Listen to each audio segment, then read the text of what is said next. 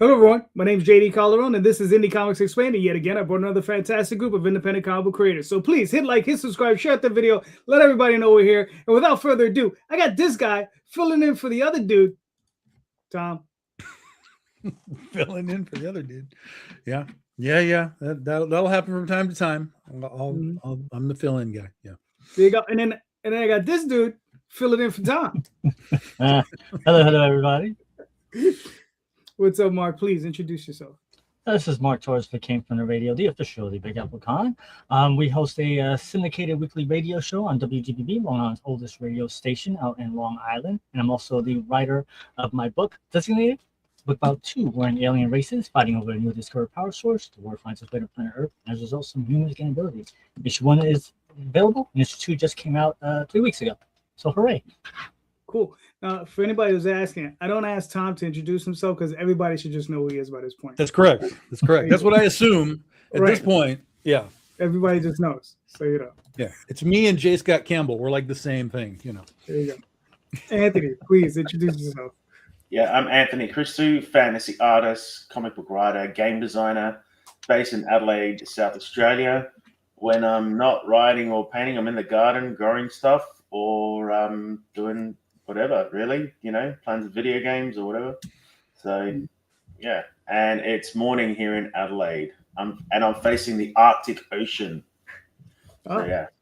Nice. Fred. Hey, how's it going? Yes, good. Fred Schwartz, writer and creator of Fisticuffs. Happy to be here. I guess I'm filling in for filling in. So it's nice not to be the last segment on the Human Centipede. So glad to be here and excited to talk about the topic today, man. This is a good one. All right, cool. All right, Benjamin, I would never ever say you're the end of on the Human Centipede thing. I was going to say, I feel like I can't really follow that up. My name is Benjamin Hunting. I'm a freelance writer and comic book creator. And right now this is Dead Air number 2, but we've got Dead Air number 3 on Kickstarter right now at deadaircomic.com. All right, very nice, very nice. All right, gentlemen. So I'm pretty sure I don't know how many of you have seen this question, read the question, but this is the show question, and we will start with who is working harder than you in indie comics, right? Now, that's just the first half of the question because it's always way too long to put the whole thing. So that's just the first half. Second half is, and since you're working so hard, why are you not achieving your goals? Or are you? Right? So that's you know, those are some tough ones. But Benjamin, unfortunately, last man in, first man up. So you're up. Straight up, I didn't. This kind of question. So I've been a freelance writer for 18 years. That's my day job, and I never, ever, once, ever think about other writers ever. Mm-hmm. There's always enough work for everybody. There's always another magazine. There's always another publication. So I've only been making comics since I guess 2018. And I don't think I've ever given this question any thought either. And I realize that kind of makes me sound like a jerk because it's the whole topic for tonight's podcast. But I wouldn't know how to answer it. Like, I don't really pay attention to what other people do unless it's something I can learn from, which is, you know, a big part of why I'm here tonight. So I can learn from all of you guys and what choices you guys have made and things that have worked and things that haven't. I think that it's mostly healthy to just focus on your own effort, which I think is the second part of the question that you were asking. Mm-hmm. In terms of realizing goals, it's pretty nebulous. Ultimately, I'd like people to read my comics. Fortunately, I'm in the position where I'm able to finance them until I can get them crowdfunded. And we've been really lucky on crowdfunding. We've had a lot of support. And I'm not sure what the next step would really be. Just getting more people to read them is really all I think about. There's no like world dominance plan or anything past that. So it's a very, very boring answer. So I'm going to cede the floor to the next segment of the Centipede. I guess it's Frank. Gotcha. All right, cool. Well, yeah, but you know, I like to ask these questions because, you know, I think we need to. Sometimes we need to navel gaze. Maybe not a little bit too much, but we sometimes do need to navel gaze and just wonder, you know, what's going on. But Fred, You're up. Mm. Wow. So when I saw this question, I did a big ulp because to me, it's not so much a like compare to like other people and what they're doing and stuff. It's a real like look in the mirror question. And it's like, did I make the most of yesterday and today? And I am just the type of person where I don't think I really ever will, but I always, tried. And I'll get to the second part of the question too, because I think that's where I'm a little bit optimistic and not quite so hard on myself. But in terms of the, I may be a little annoying or pretentious here with this thing, but when I read the question, I also asked myself, like, well, what is working on comics, right? Because like the thing that I'm learning now is like it's not just sitting down and writing or like sitting down and like promoting or any of the like the many hats that we have to wear, producer, editor, and so forth to get stuff done. So,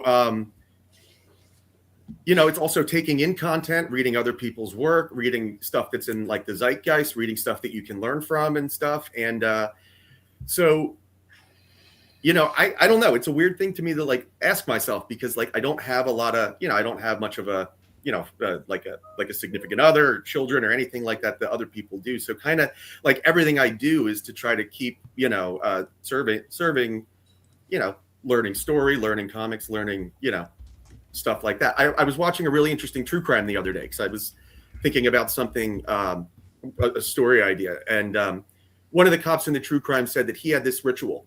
When he would go to work in the morning, he would pick up this like big heavy coin and he would put it in his pocket and he would carry it with him the whole day. And when he would come home at night, he would just take the coin out of the pocket and put it on the desk where he comes in. And to him, that was like the end of his workday. And like for the rest of his hours, like he is going to be a family person and all that stuff and leave work at the office. And I don't know. I think like to some degree, like I don't really ever like do that. Like I'm always kind of thinking and always rolling over and like making the next note and trying to figure out the next thing that I need to do to get the story in front of more people or get the story that I'm working on to a better place or anything like that. So I don't know, but like when I see that question, it's a real good, like, what could you do right now to be better? And frankly, one of the things that I think that helps with that is things like this, listening to other people and stuff like that. I actually adopted something you said in the last time I was here, JD, when you were talking about how you're now trying to get down to like an hour a day of TV.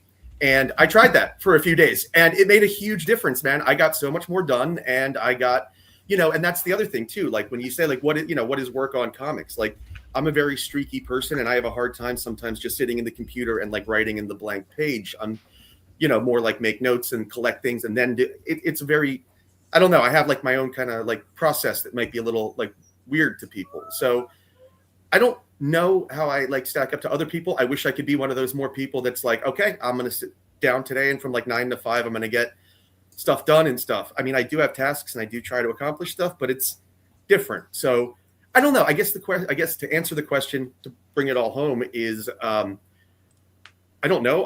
All I know is like that kind of question makes me try to find ways to work harder myself and try to fit more regimen in where in the past maybe I didn't have it. Okay, fair enough. Did that make sense, or did that was all random? I don't know, but listen, like lots of sense. Yeah, does it ever make any sense? I don't know. Right? Exactly. Neither do we. Anthony, what are your thoughts?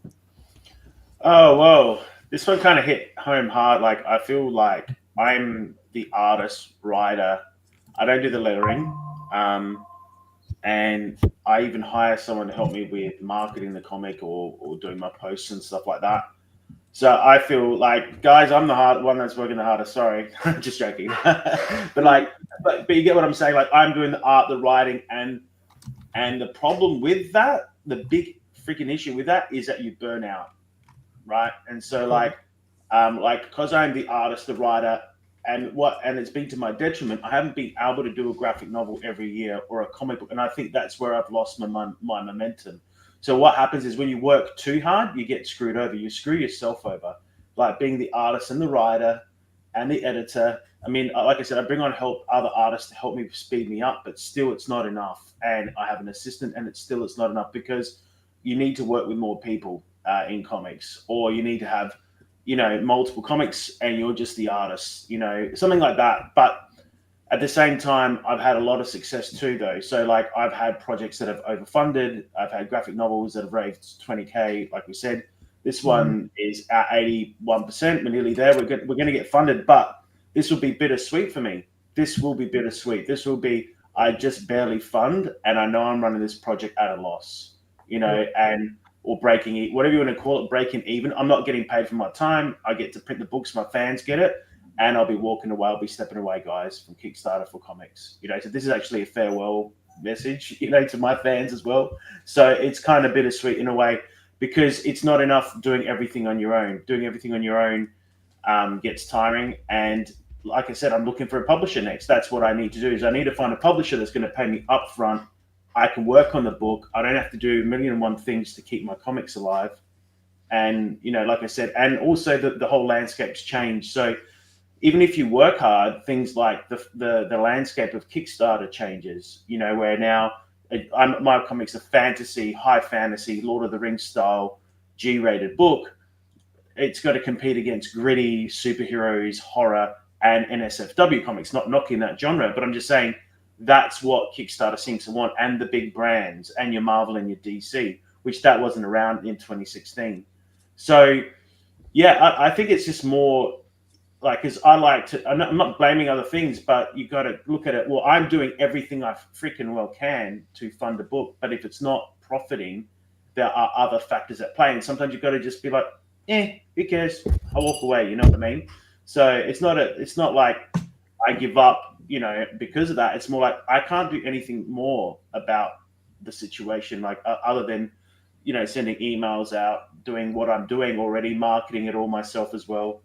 You know, I know, does that sound too dark and negative? But I'm just speaking the truth, and that's from, I think my perspective is very different to everyone else's, where someone is like is only the writer and working in a team. It's a different story, because you got two people, you've got two heads, whereas it's mainly just me with a bit of, you know, hired help. And the other problem with having hired help is they're not going to tell you the truth of what's going wrong. They're going to just be like, oh, keep on going, because they want to keep their job.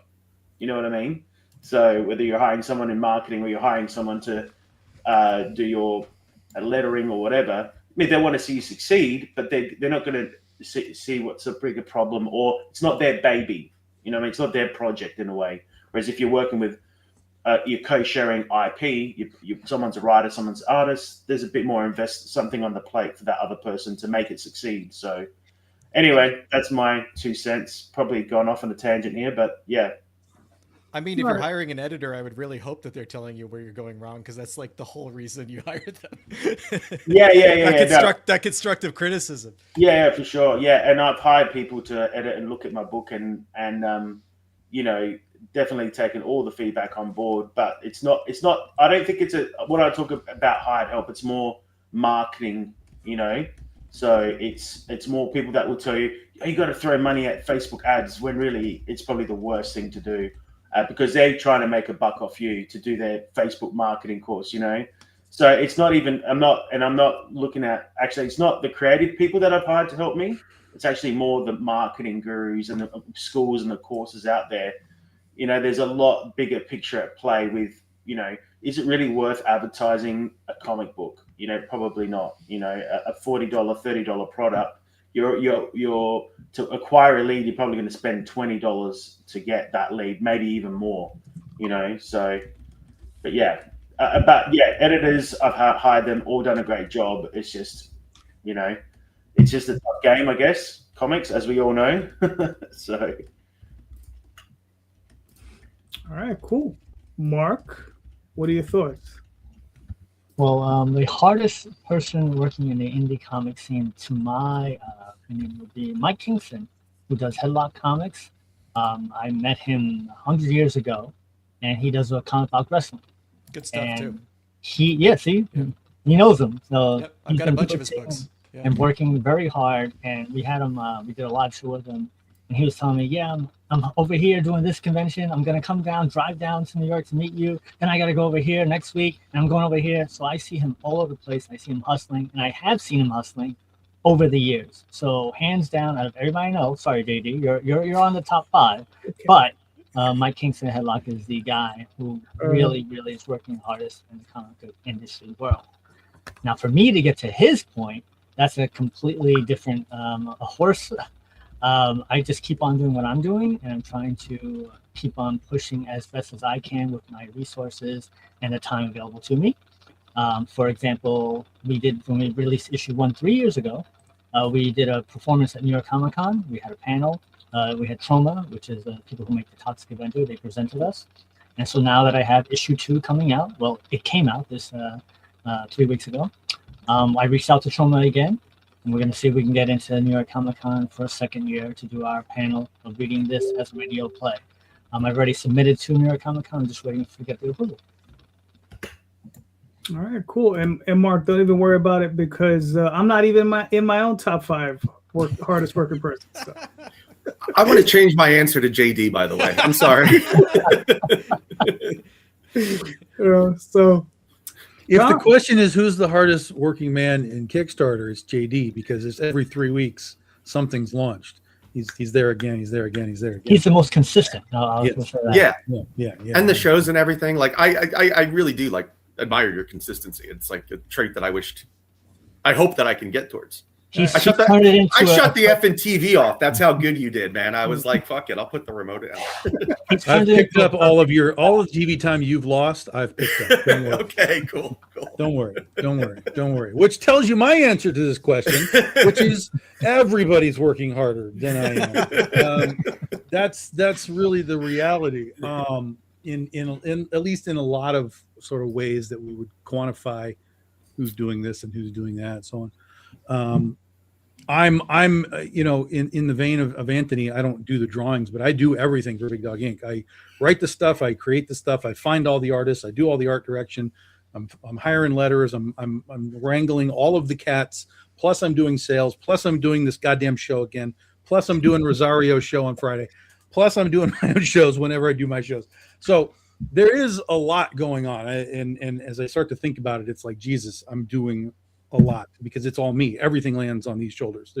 There is nobody else that's like in the other room building my Kickstarters or fulfilling my stuff. I do all the shipping, et cetera, et cetera, et cetera. So I do a lot, I think, in the sort of the macro sense of it all, but in the micro sense of it, I know that there's more that I could do. In marketing elements, Calderon and Daphne, we've talked about this before. We all kind of struggle with the idea of what's the best way to do marketing, and what's the value of anything anymore. What's the ROI on whatever it is that you're doing. So for me, it's all kind of. I used to do like 20 plus shows a year. Now I do I'm back up a little more, but I probably do like 10 now. Most of them are. I got to a point where I was like, if you want me to your show, you got to invite me. People were like, fuck off. I was like, fine, I won't do your show. And then those shows got replaced by other shows that invited me. So I was like, it's a wash, So don't mess with Tom. That's what it's saying. Don't mess with Tom. The shows get replaced. Tom's your ratings. Yeah. So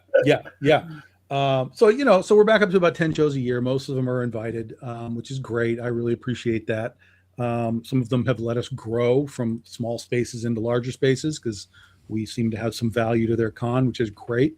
So it's all just kind of, for me, everything over the last, 5-6 years has become ROI. It's like, what am I doing for any segment?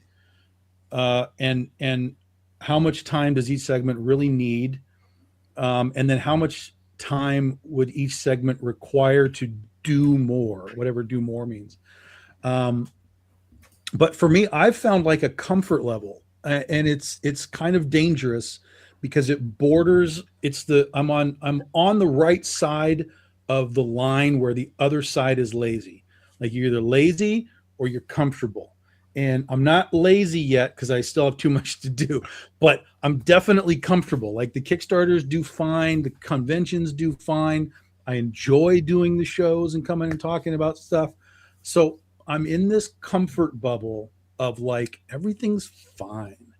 And so I haven't found that switch to like turn it on and be like, okay, let's go from fine to good, and then from good to better. And I haven't found that switch. A lot of stuff's gone on in the last few years. We don't have to go into it all again. We talk about it on these shows all the time, but it kind of pushed me down, like just from a vibe sense, an emotional sense, whatever.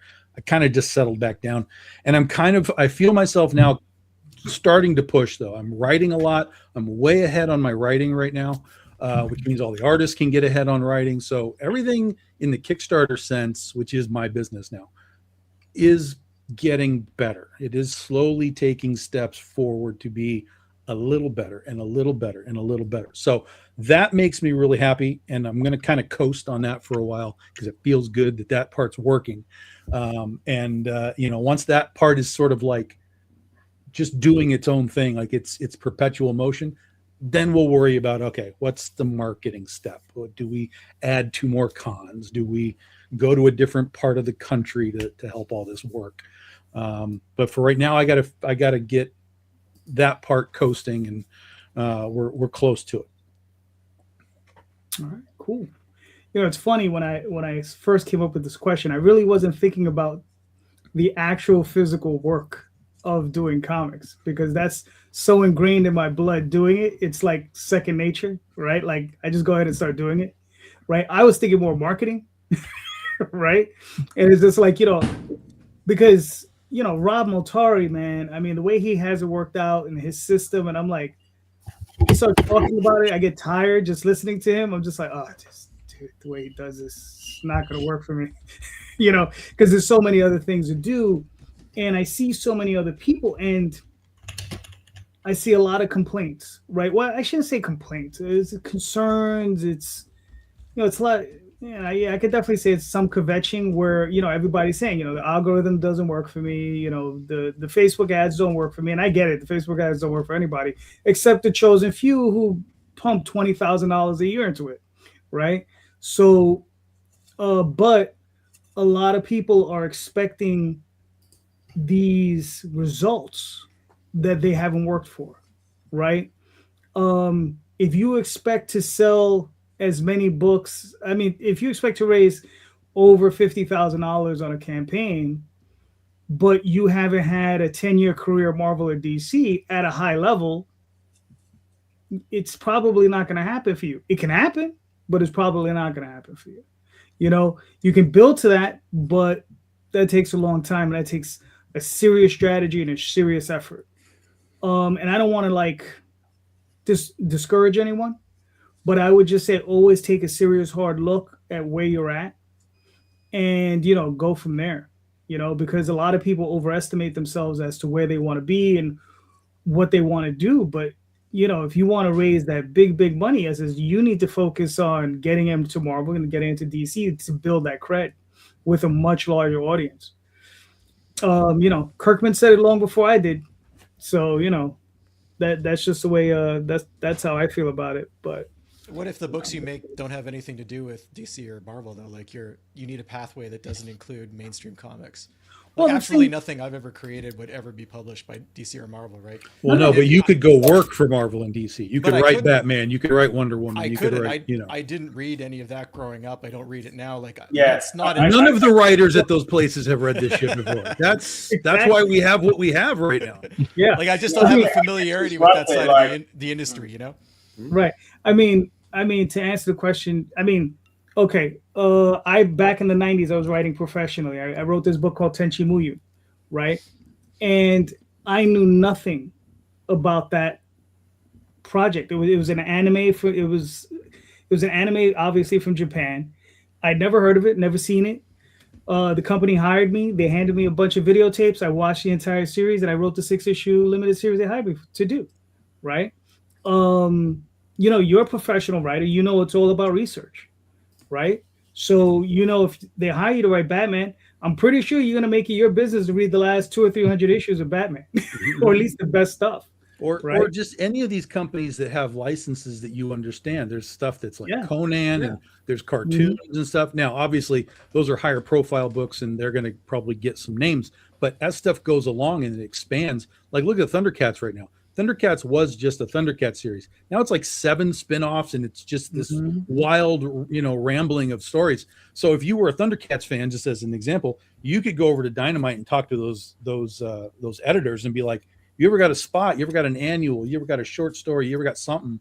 I'd be happy to jump in and do this. And then all of a sudden you have Thundercats on your resume, and that can start to change your visibility to the public. But you'd also have to assume that, like, your Thundercat, just to use your example, your Thundercat readership would cross over into whatever type of comic you're making, and I'm not sure that's necessarily true in all cases. Not necessarily, some, sure, but but that's you're not wrong. But just the fact that you can say, I wrote Thundercats, I wrote Wonder Woman, I wrote Batman, in any capacity, it gives you a credibility for your talent level. Gives you a credibility of like, oh, that guy wrote Wonder Woman, and now he writes his own stuff. What is his other stuff?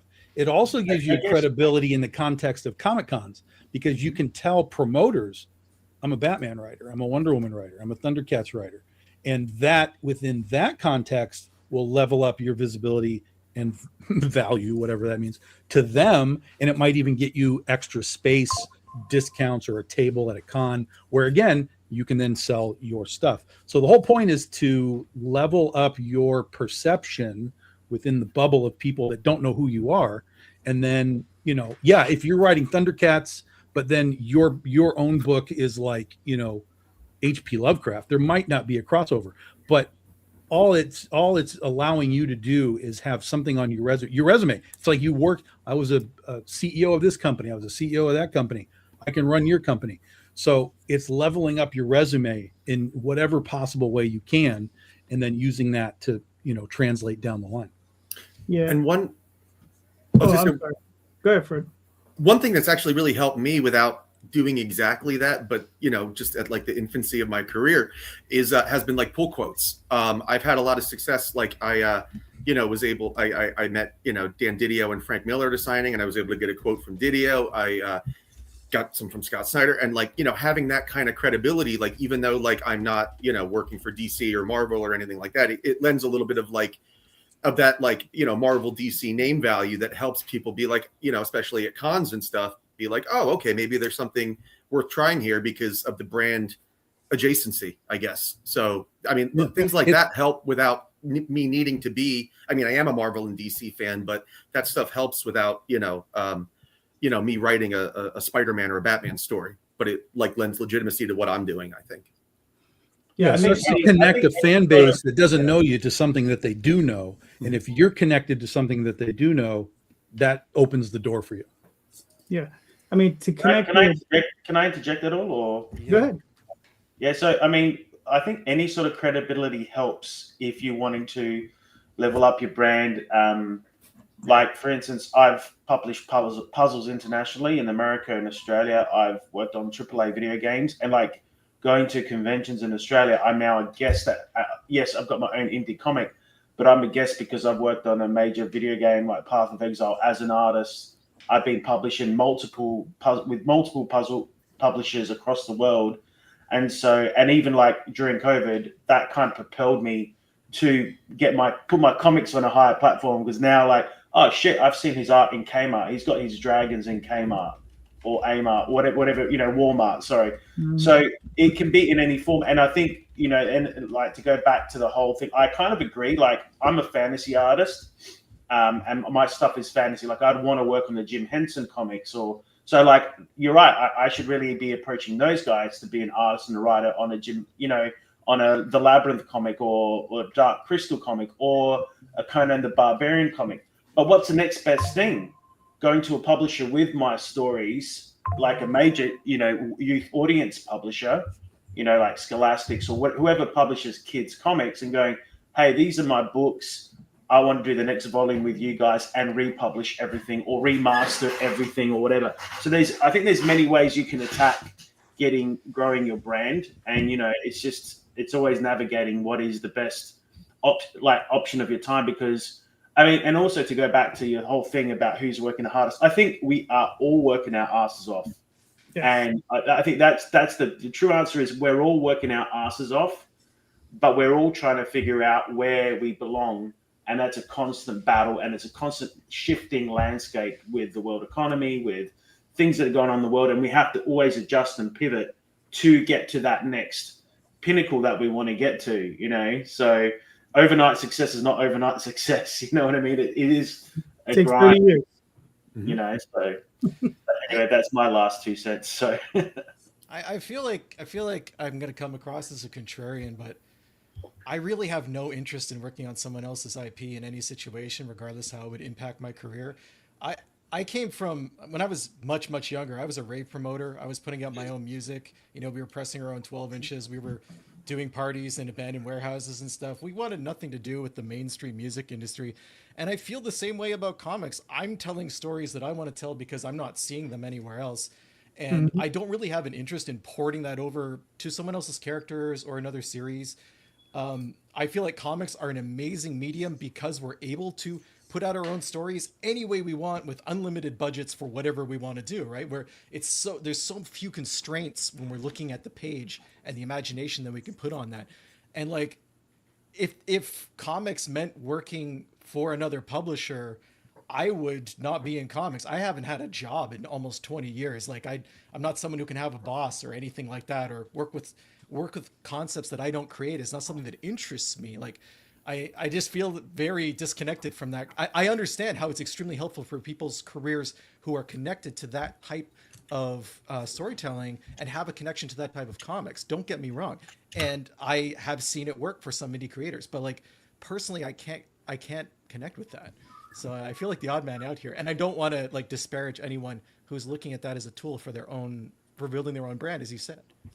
Well, I want to ask something. Hold on. Wait, Mark, Benjamin. hold on. Can I just, Ben, you're not the odd man out. You're 110% correct. I've been there. I'm sure everybody else on this panel is in a similar position where you're at.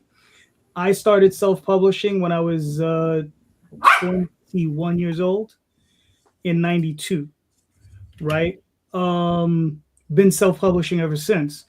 I picked up the pro work because one of the artists I was working with said, listen, you know, do you want to apply for this thing that I'm, you know, these guys are looking for writers.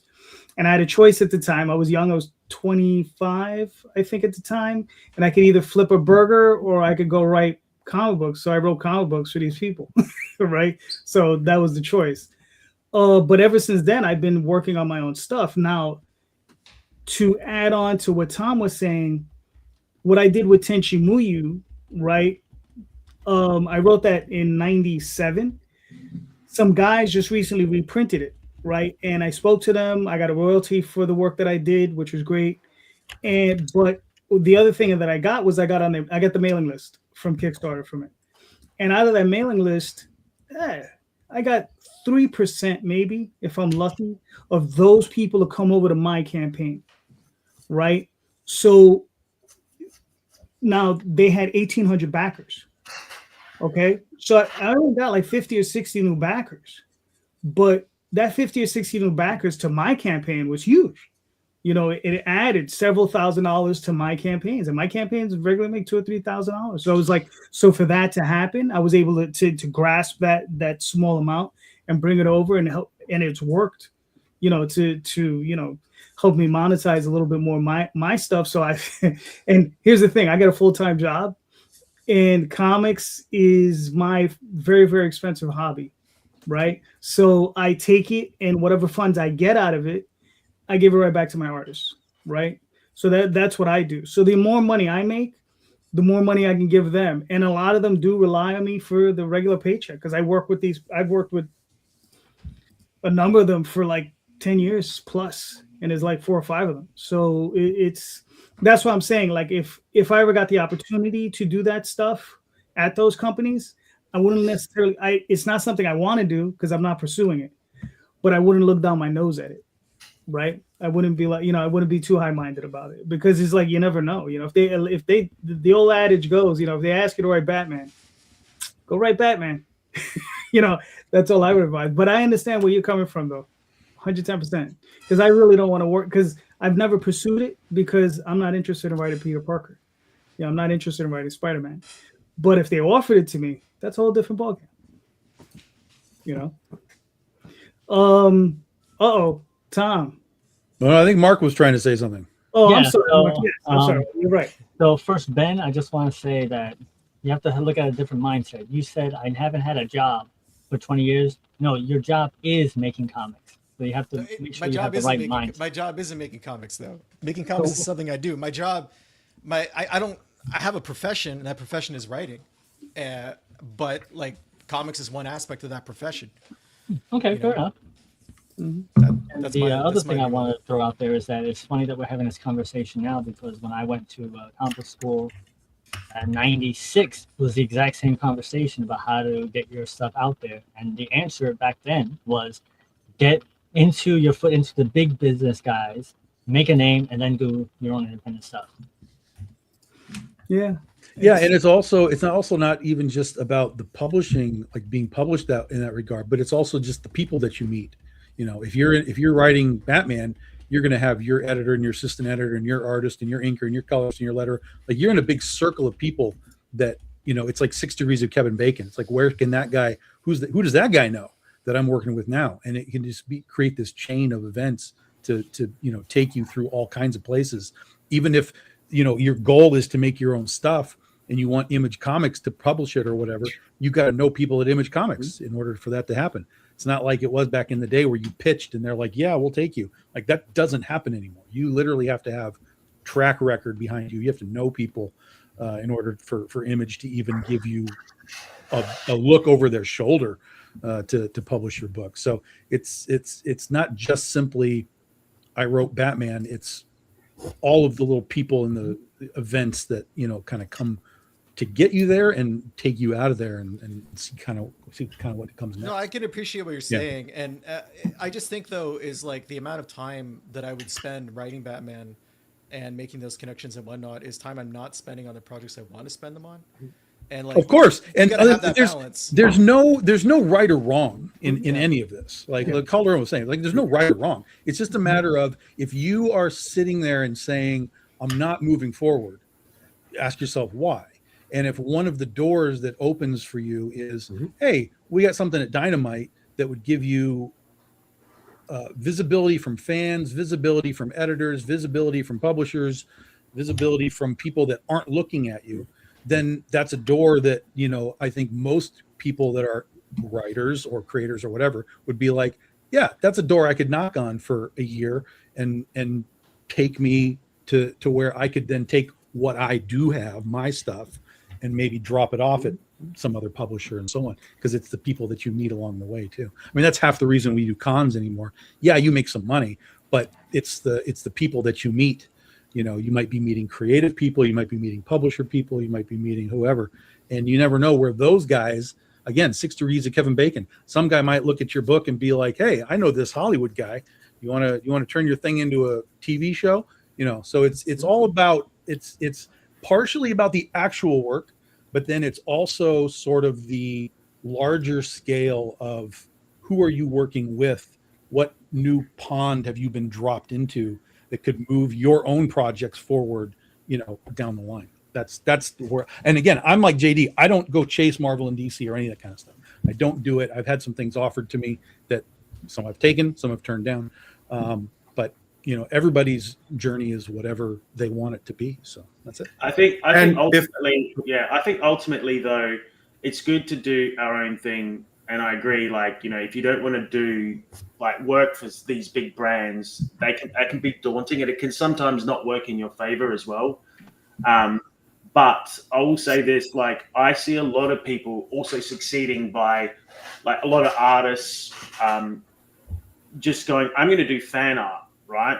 And I'm not, like, you know, and that's their focus. And next minute they're actually doing a Batman cover for actual DC comics, or they're working on a client that I really want. And I'm like, how the fuck did you get that? You know, what the hell happened there? You know, like, you know, and it might be a fantasy art client that I've been trying to get for Magic the Gathering. Anyway, but the point is, like, they may be painting superheroes and doing fan art.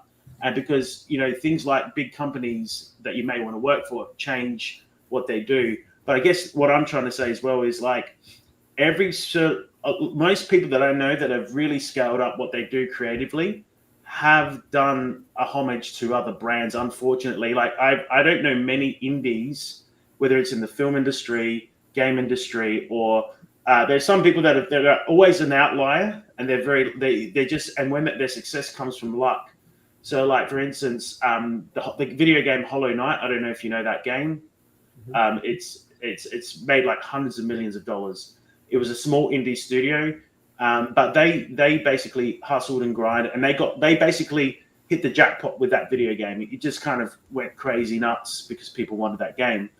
And I've seen it with success with like family and people that have made it in the film industry. They were doing like, I guess, fan art videos, or they were paying homage to big brands, and then they got to make their own movie, So I feel that it's good to always have your own thing and never forget why you're doing it. But I see the people that always have these career growths and just scale up is they do work with the big people because they learn their secrets. Like they work for Marvel and DC, and it sucks. Like no one wants to hear that. Hey, we don't care about your thing. Go do something else. Go, And I get it. Like it's time out of your schedule, and sometimes it can not work. Like you could go work for a big brand and it doesn't actually benefit your brand at all or what you do. But then sometimes it does, and it's just about what you can stay where you are and stagnate, or you can try something different. Hey, and if you do it for a year and it doesn't work, at least you can say, hey, I tried it. I'm not doing that again. I'll go back to doing my own stuff. You know what I mean? So, and like, I'm not trying to be the authority figure here, but I've seen it like with my cousins who are Raka. They were making YouTube videos, paint out superheroes, Lord of the Rings meet Star Wars, and then they got to make their own feature film. But they built that up. I'm also friends with Boss Logic, right? He's a convention artist. Boss Logic is a major cover artist and film artist. Anthony, sorry. No, it's okay. But listen, it's a question for the ages, right? But right now we got your Luminous ages up, so let's talk about this. Walk us through this, man. What do we got here? I don't know. You asked a question. It's a fantasy comic filled with dragon gods, all that dragons and all that. Any questions at all you want to ask, or? Yeah. Well, I mean, how many pages is the trade that you're selling now, the hardcover? Yeah, so it's a 48-page book. It's the third volume in a series. There's actually 4 books in the series. The second book is an illustrated novel, but there's filled with art, fantasy art.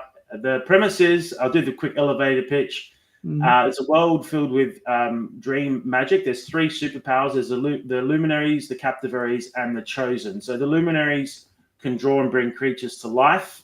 The captivaries can capture enemies on a page or capture an entire city or a village or whatever. So this is all hand painted. It's a 48-page soft cover. We have volume 1 is still a hardcover for sale. I'm also reprinting books. So if we do fund, I'm printing volume 1.5, 2, and 3 with all of that. We also have a jigsaw puzzle game, which is going live with all 15 years of my art. We're launching jigsaw puzzles. I've partnered with a video game studio with also narrative puzzles focused on the comic book series. So you get to explore my world in a jigsaw puzzle form. So I don't know if that explains it all. Thrakos is the main hero. He goes on this hero's journey to discover his powers. He's turning into some demonic entity. He doesn't know why. He's got to get to these dream wells to baptize himself in the water to become a captivary, to control his captivary powers. But will it get there in time? And if he does, like, is that truly what he has to do? Or is there some other, I guess, cliffhanger or whatever? Is there another twist in the tale? You said you do a lot of role-playing games. Like, do you have a role-playing game just based on this concept? So we did make a 5e Dungeons & Dragons book as well, 2 actually, and we base it on the concept of the luminaries and captivaries. We have our own subclasses where there's wizards. Every class that's in D&D, we made them luminaries or captivaries or chosen.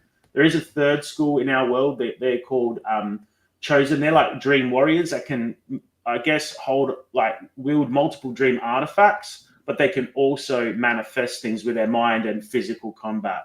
So, yeah. We made 2 massive D&D books. They're awesome. I've got the book somewhere lying around here, but I won't get up. Maybe I'll show you later. But But they are part of the campaign, though. you can buy everything. Everything is available. Got digital commissions. I got play mats, the whole lot. You want to use a play mat for Magic the Gathering or for your D&D campaign to roll your dice on. The dice roll on there beautifully.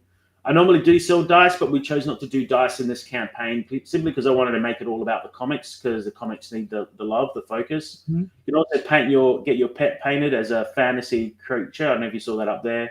So I'll digitally paint a character or pet. I can do traditional painting as well of pets. But obviously, I haven't added that tier in. I haven't had a huge demand for it yet. But yeah, it's probably about 5 books in the narrative series. There's 5. There's a spin-off comic with goblins, Greek goblins. So that's pretty much it. 48 pages. It's pretty much done. I'm just coloring the last 5 pages. It's probably 3 now. It's getting there. How much time would you say it takes you to do a single page? It's probably a solid 2 days from start to finish. I like I said, I have hired people to help along the way. Like I've worked with Rod Ramos Rodolfo. He's a great artist. He's right there. SK, he's my letterer as well. Rod Ramos Rodolfo would like he's lettered about 5 or 6 pages for me, but I've done the other 43 pages. But yeah, I mean, it depends. Rod Ramos does speed me up, so it would only take a day and a bit. Whereas if I'm doing it all my own, it's probably 2 days work per page. So, because that painterly kind of style, solid 2 days, 10-hour days. I'm not talking about 9 to 5. So these are long days. Are you painting digitally or are you painting traditionally? I do both. So some of these pages are completely traditionally painted. There was an island landscape one back up there. I think further down, sorry. There was that island landscape, not that one, a bit further down. There was another, keep on going. Sorry. Keep on going down to the partner. Maybe it's back up the top. Anyway, there was about 5 of the pages are all acrylic. So maybe 6 pages were done with acrylics. So, and then I scan in and touch them up, and I retouch them digitally, of course. So, I think it's up. Yeah, that one there. That's it there. That one there. So that's all acrylic painting. And there's probably a few other cases of that in the book as well. It's probably, I'd probably say 6 or 7 acrylics. Unfortunately, those acrylics already sold. And I kind of use my fine art clients to fund my comic. It sounds really weird. But people that love my comics, they'll be like, hey, I'd like to, see that landscape painting right there in the middle? That's in the comic. That was a 1.5 meter painting sold to a private collector. And so I'm like, hey, do you mind if I whack this in my comic but put my characters in there? And they're like, yeah, sure, no worries, So I take photos of everything I do that I sell. And it just happens that I do paint, nice landscapes and fantasy art or cute ducks like these. The duck it was an original painting as well. So that one there, that's the next duck in the series. So that duck is all done by hand, and then I scan and touch up. So all up, this book I've been working on it in the background since 2023. So it's just, and I really started to get to the end. The writing was finished by the end of December, and I'm like, well, you know what? I only really have to paint 20 pages. I've been painting that since January, and I'm now up to the last 4 pages. So let's hope it funds, or else no one's going to see it until I get a publisher. That's the other thing. So I think we're going to get there, but I've said I'm not giving up. I'm just going to go to Scholastic or a YA audience publisher, look for someone else. So, Kickstarter doesn't want me. I'll give it to these fans. I'll make sure my fans get it in some way, sell it, or say, hey, you're going to get a first copy of the book when I get a bigger publisher. So, but we're 81% funded. Will we get there in 3 days? I don't know. I hope so. You'll make it. You'll make it. It's a great looking book. I mean, everybody, I would suggest, definitely go check it out. You love fantasy? This is a book for you, man. Go get it. I think, just so you know, my biggest inspiration, the Lord of the Rings, the Labyrinth, and if you like those things, you're gonna like my book. If you like mythology, I guess the Odyssey. So being Greek background, I put a lot of my culture into the books. Right. So if you really like the Odyssey, you like Lord of the Rings, and you like the Labyrinth, you're going to get all those kind of in the thing, mixed with different mythologies as well, from Persian to Egyptian to Japanese culture in there as well. So, all right, cool, very nice. I mean, I don't know how much culture, his own culture, Fred put into his book, but JD with the segues, man, like unparalleled. It was terrible. It was terrible. But I'm sorry. Go ahead. That's okay. So, Fisticuffs, right? It's the story of a functional drunk whose comfortable life derails after a one-night stand has deadly consequences. It's a 6-issue miniseries. It is the dark sense of humor of the boys with the kind of explosive action you'd find in Invincible, and the kind of deeply personal storytelling that you'd find in a Scorsese film, as we deal with, mental health, dysfunction, and addiction themes throughout the story. The art is by the incredible Stan Yak. We have colors by Robert Nugent and Timothy C. Brown. Dave Sharp does the letters. We have that very sexy cover there by the great Kiss Kiss. We have another variant in there by Erwin Arosa. And we're launching on June 2nd. We're going to jam-pack the first few days with a lot of fun exclusives. We're going to have a variant cover that will only be available for the first 72 hours, and that'll be available in foil and metal. We're going to do some discount bundles, so in case you're new to the story, you can catch up very easily and at a discount. And it's just about the basically a protagonist. I think Lost Soul would be putting it generously. He's a guy that thinks he's Alex DeLarge or Slim Shady, but doesn't realize he's closer in character to George Costanza. Just kind of a guy that hasn't learned life's hard lessons yet. And like we say, we kind of put him through the ringer here, and kind of find out what kind of person he's going to be. Issue 4 is the one that we're launching now, and this is one of the most absurd and one of the most fun ones. He gets to fight a giant blooming onion. So it's a very deeply personal story. It's a little genre bendy, but I think the deeply personal story and the intimacy with the narrator is the kind of connective tissue. And I think if you guys check it out, if you guys enjoy any of those projects or dig the art, I think you will not be let down. Cool. Now, I know I asked you this before. How many issues is the series? It's a 6-issue miniseries altogether, and 1 through 6 are all drawn. So we're just going through the process now of coloring and lettering, and hopefully we plan to have 5 out by the end of the year. And I would love to leave you guys on a nice big cliffhanger and then dump it off after the holidays. So I think that's hopefully where we're going to be. And I'm just really excited to bring this one to you. Hopefully we're going to, I think I said before, my first Kickstarter campaign was kind of an educated guess.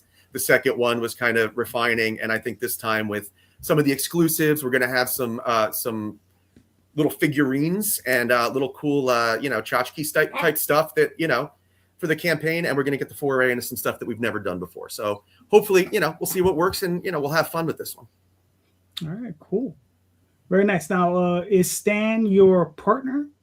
Well, he's no. In this one, this is my baby, and he was hired. But our next collaboration is a straight collaboration. It's a partnership.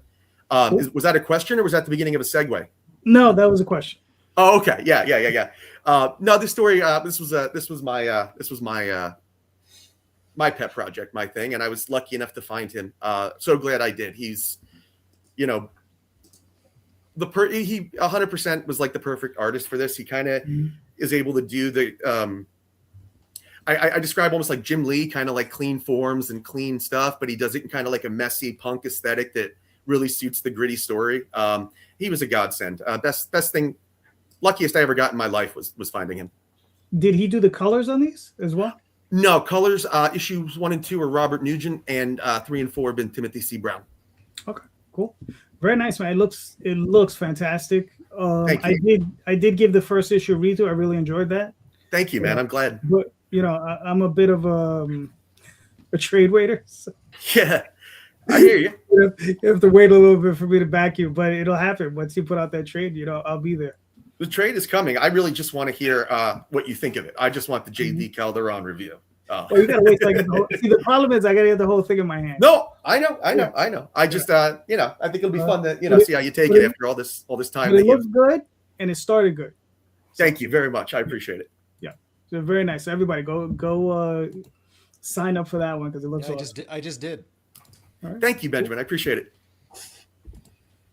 All righty. All right, now to get away from this dead air. Anyway, so Benjamin, do you want me to play this video? Sure, if you want to. All right, it's just the other two gentlemen. They've been on the show before, and I've already played their videos, so we're just you're new. All right, go for it. Eine Aufnahme. Spanien und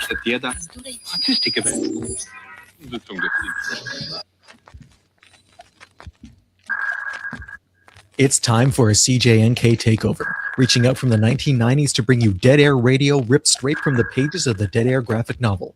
Tune into Ferry, Michelle, Josie, TJ, Taewook, and Esmeralda as they take you on a journey through that decade's best music, all while dealing with the mysterious messages being sent to them from the great beyond, and the fallout from their choices that will haunt their adult selves 15 years later. All this and more on CJNK 89.9 FM. Cool, very nice. I like it. Short and sweet. Yeah, I did for 18 months. I was doing an NFM radio station show, Dead Air Radio. So I just pulled from that. We did about 75 episodes of 90s music, and the book itself is about a world where one day out of the year you can talk to the dead, and it focuses on a group of students who are in the 90s. They're all college radio DJs. And then there's a tragedy that happens to their group of friends. And 15 years later, using that technology to talk to the dead, they discover that what they thought happened actually didn't happen the way they thought at all. And so their adult selves 15 years later have to solve the mystery and grab the glimpse of hope that maybe they can make things right. And the book bounces back and forth between the 90s and 2011, basically, in this world where we have this detox technology. Cool. And Now, I'm working with artist Joe Ng and my co-creator Angela Hodge. This is our second book together, and colors are from Maya Opechik, and we have Lyndon Radchenko doing the lettering. very nice. Now, well, this is the third issue. Yeah, all Is three this- issues are available in this campaign. Awesome. Now, is this going to be? Do you have more issues to go? Is it a limited series ongoing? It's a limited series. We're probably going to wrap it up with issue 4, but we're going to do like a mega issue, probably 45 pages to tie everything together. Very nice. I mean, the artwork looks really good. I mean, looks really, really nice. Yeah, Joe's fantastic. He makes all my stuff look amazing. Yeah. If you don't mind me asking, where'd you find him? I've known Joe for 25 years. Good. Almost, yeah. And Angela even longer. So when I wanted to break into comics, when I wanted to start doing comics back in the late teens, I asked Joe if he knew an artist who wanted to work with me. And he's like, well, I'm an artist who wants to work with you. He was, he's been in comics for a long time. It's his career. And so I was very lucky to basically go to comics college with Joe, as he taught me everything he knew about how to put a book together, how to put a page together, how to put a panel together. So I came to comics much later in life, probably my early 30s is when I started really reading seriously. So it was fantastic to have that kind of relationship and someone who was willing to share their extremely deep knowledge of narrative and visual storytelling. Cool. And this is based on my own past. I was a college radio DJ in the 90s. So it's an era I know very well. I love the music, all different kinds of music. In the book, we have, there's a metalhead DJ, there's a goth DJ, there's a techno DJ. You've got pretty much everyone is represented. So we lean heavily into that era for a lot of the visual styling. Very nice. So what's the mixtape thing? So Angela is a product designer by trade, and she created this 3D printed tape, and it comes in a little case. You get a J card with it, and there's a download code that comes with the tape, and you get 10 episodes of Dead Air Radio. So it's 10 hours of 90s music. We picked the best ones from the last 18 months that went out over the air, and different genres, mix it up a little. Some of them are done in character of the show as well. So it's a fun way to tie things together to the actual music and the college radio aspects of the story. Oh, that's really cool. That's nice. I like that. If you don't mind me asking, how's that tier going? Like, how are those going? Because it sounds really cool. I think that we've done 10 or 12 of them so far. Okay. I'm not sure how many we're going to let out the door because they are a bit time intensive to make. So we'll see how popular it stays. It might be a limited tier. We'll see. In the past, we've done some other fun 3D printed stuff like 3D printed skulls based on the cover art and things like that. So Angela's a really great designer. So it really gives us a lot of freedom in what we can offer as a reward. Yeah. No, that's really cool looking. I like that. We're also sending out a random 90s CD on one tier. You get the book, and then we pick from the CJNK, which is the fictional radio station in the book. We pick a CD from the record library. Could be Ricky Martin, could be Pearl Jam, could be Kenny G's Christmas album, Mariah Carey. You don't know. That's like you're rolling the dice on something from the 90s. But it'll have been released between 1990 and 1999. That's the guarantee. Nice. All right, cool. I mean, listen, it looks great. Thank I mean, you. it looks fantastic. I mean, and I don't have any doubt that it's probably reads just as well. So, I mean, it looks really, really good. How did you come into contact with the editor, Kevin? I was working with Sebastian Gerner on the first issue, and when he launched his Goats Flying, his new imprint, he ran out of time pretty much to work on other projects, and he recommended that I get in touch with Kevin. So that was a nice assist from him. All right, cool. Now, obviously, you've worked with a lot of editors. Yeah. During your career, right? So, in this context, what was he doing for you? Was he just like correcting, just doing, basic copy editing? Was he story editing? He's challenging everything about the book to make it better, pretty much. Okay. There were sequences in the book that I loved, and we've worked on other books together too. We worked on a project called Model UN last fall, and there were parts of the book that I was in love with, and I would get the script back from him, and there'd be a section highlighted, and he'd be like, "This doesn't work. This needs to go." And it was the part that I loved. And I talked to him about it. He's like, "Yeah, everything slows down here. The whole story slows down. There's no need for this to happen. Like you can infer everything here from like one or two lines." He's 100% right. So stuff like that. You need that extra set of eyes, someone who's completely objective about the story, someone who hasn't lived the story the same way you have. And if it doesn't work for the story, it's gone. Like economy is important, I think, in comic books, because you do have limited space to a degree, like in a single issue at least. Obviously, you can run your story as long as you want, but I feel like the more efficient your story is, the more room you have for things that really matter in the narrative. So cutting out the dead weight is pretty helpful. Not to mention the pages are expensive, both in time and cost, right? There you go. So you want to get that message out in as few pages as possible. Yeah, and sometimes you can't see it. I mean, Right. this is your story. You're living it. You don't have that objectivity, and you need someone who's able to just there. You need someone who is there in service of the story rather than in service of you. And Right. that's the key aspect of editing, I think. Yeah. Very nice, man. Listen, man, looks awesome. What do you got? Another 17 days. You're 70% to goal. So listen, I think you're well on your way. I don't think you're gonna have a problem making that. Oh, fingers crossed. Yeah, no. I think you're gonna do okay. If not a lot better than that. So yeah, very nice. All right, so everybody go check it out. Dead Air 1, 2, 3. Very nice.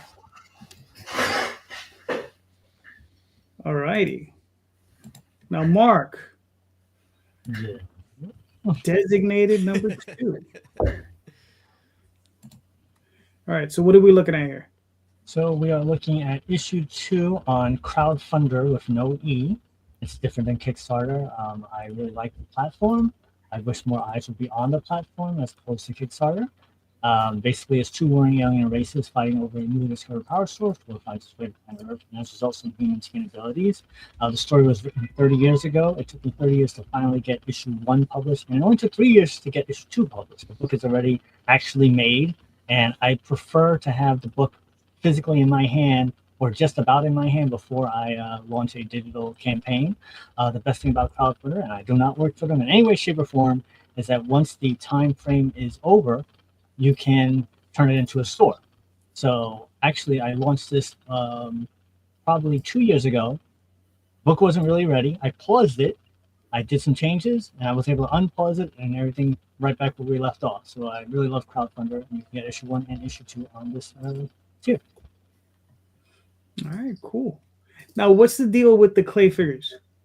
So Shadow Rabbit Art is a clay maker, and he said that he would be happy to either make a scene from the comic or just of any character.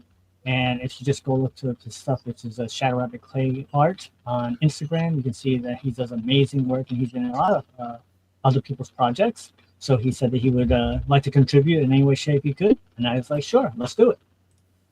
All right, cool.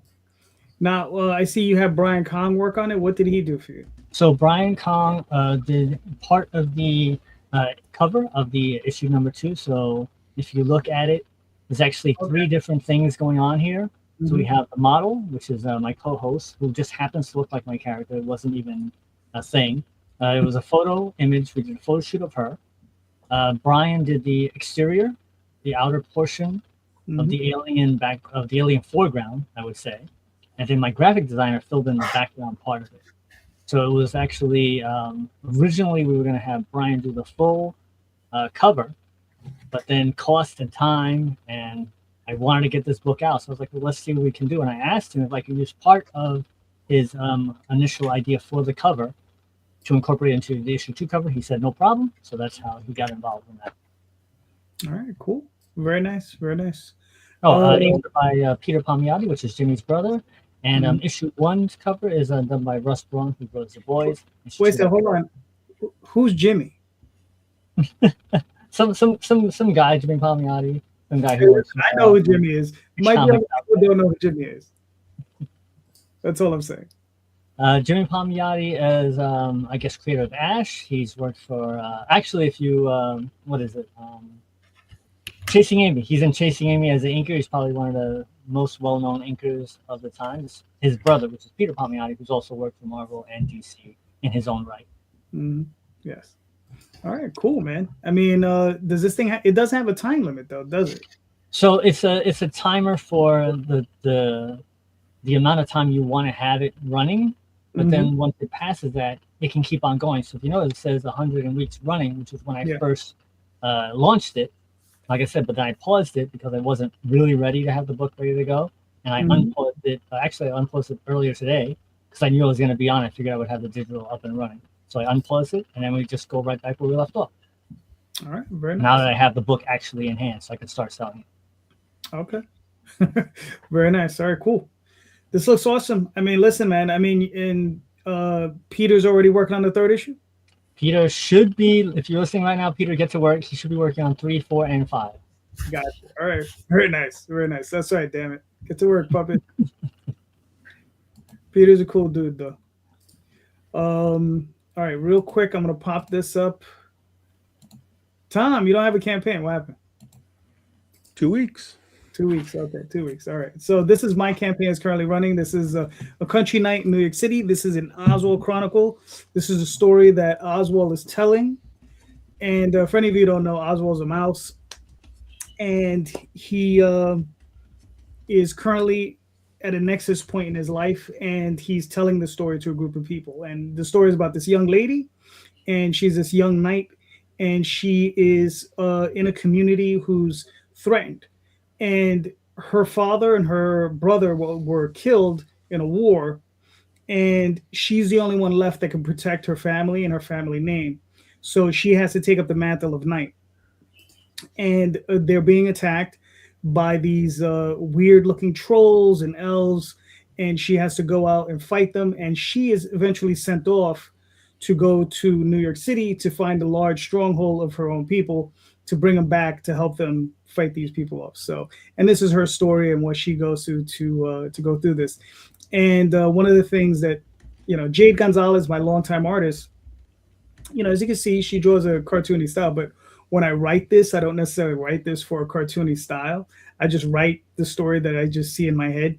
But Jade adapts it, and the way she does it just always cracks me up because this little character, there's just so much violence involved in this particular story. It's just really funny. But that's just me. I just find that sort of thing amusing. But yeah, so this is running. I got another 14 days. We've already funded, so there we go. Thank you. Nice. Tom.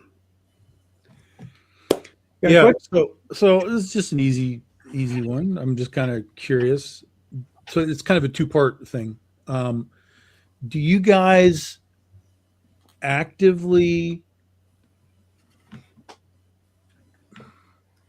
look for people to review your book / actively look for people who may have reviewed your book that you didn't know about?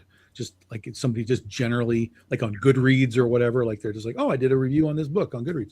So that's part one, is are you active in either side of that part of it? And then the second part is do you give a damn what the reviews say? Are you one of the guys that takes it too personally and you just avoid them, or do you go in and look for that little nugget of, yeah, that guy found something that I should think about? All right, cool. Fred, you're up. And of course, little bastard acts up as soon as it's my turn to go. So yes, to answer your question, quiet, Booby. Come on, come here. He wants to give us 2 cents. He feels very strongly about this subject. So yes, I do look for reviewers. I think that's part of like the game, right? Is to like try to, because I'm still new to this, right? And I'm trying to get anybody to read my book any way I can right now, short of bribing, because I just don't have the money for that. But I try to get it in front of people, and yeah, I do take it seriously, because a lot of times, I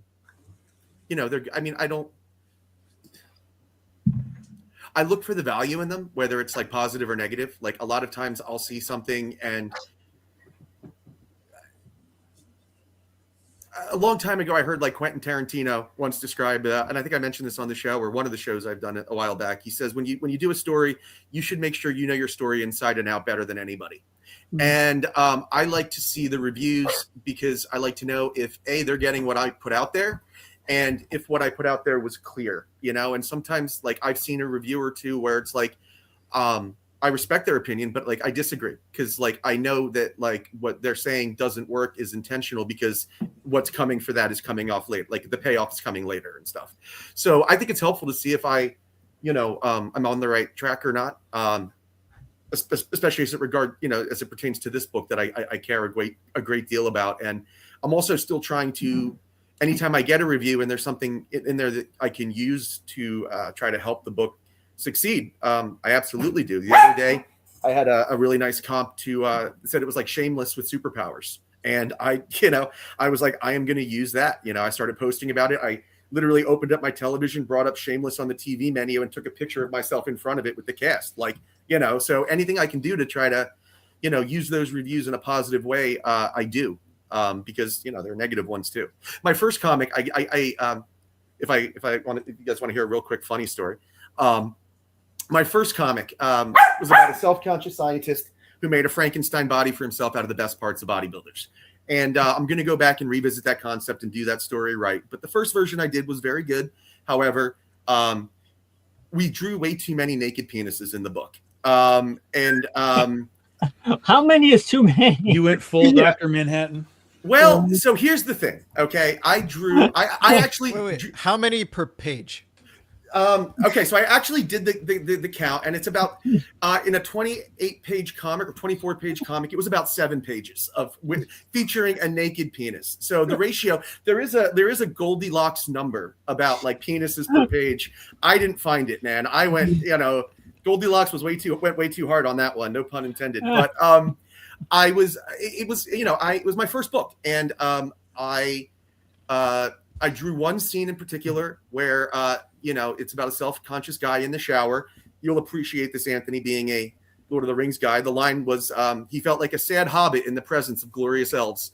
And it was just him being like little and looking at all these guys with like great bodies. And there happened to be penises in that panel.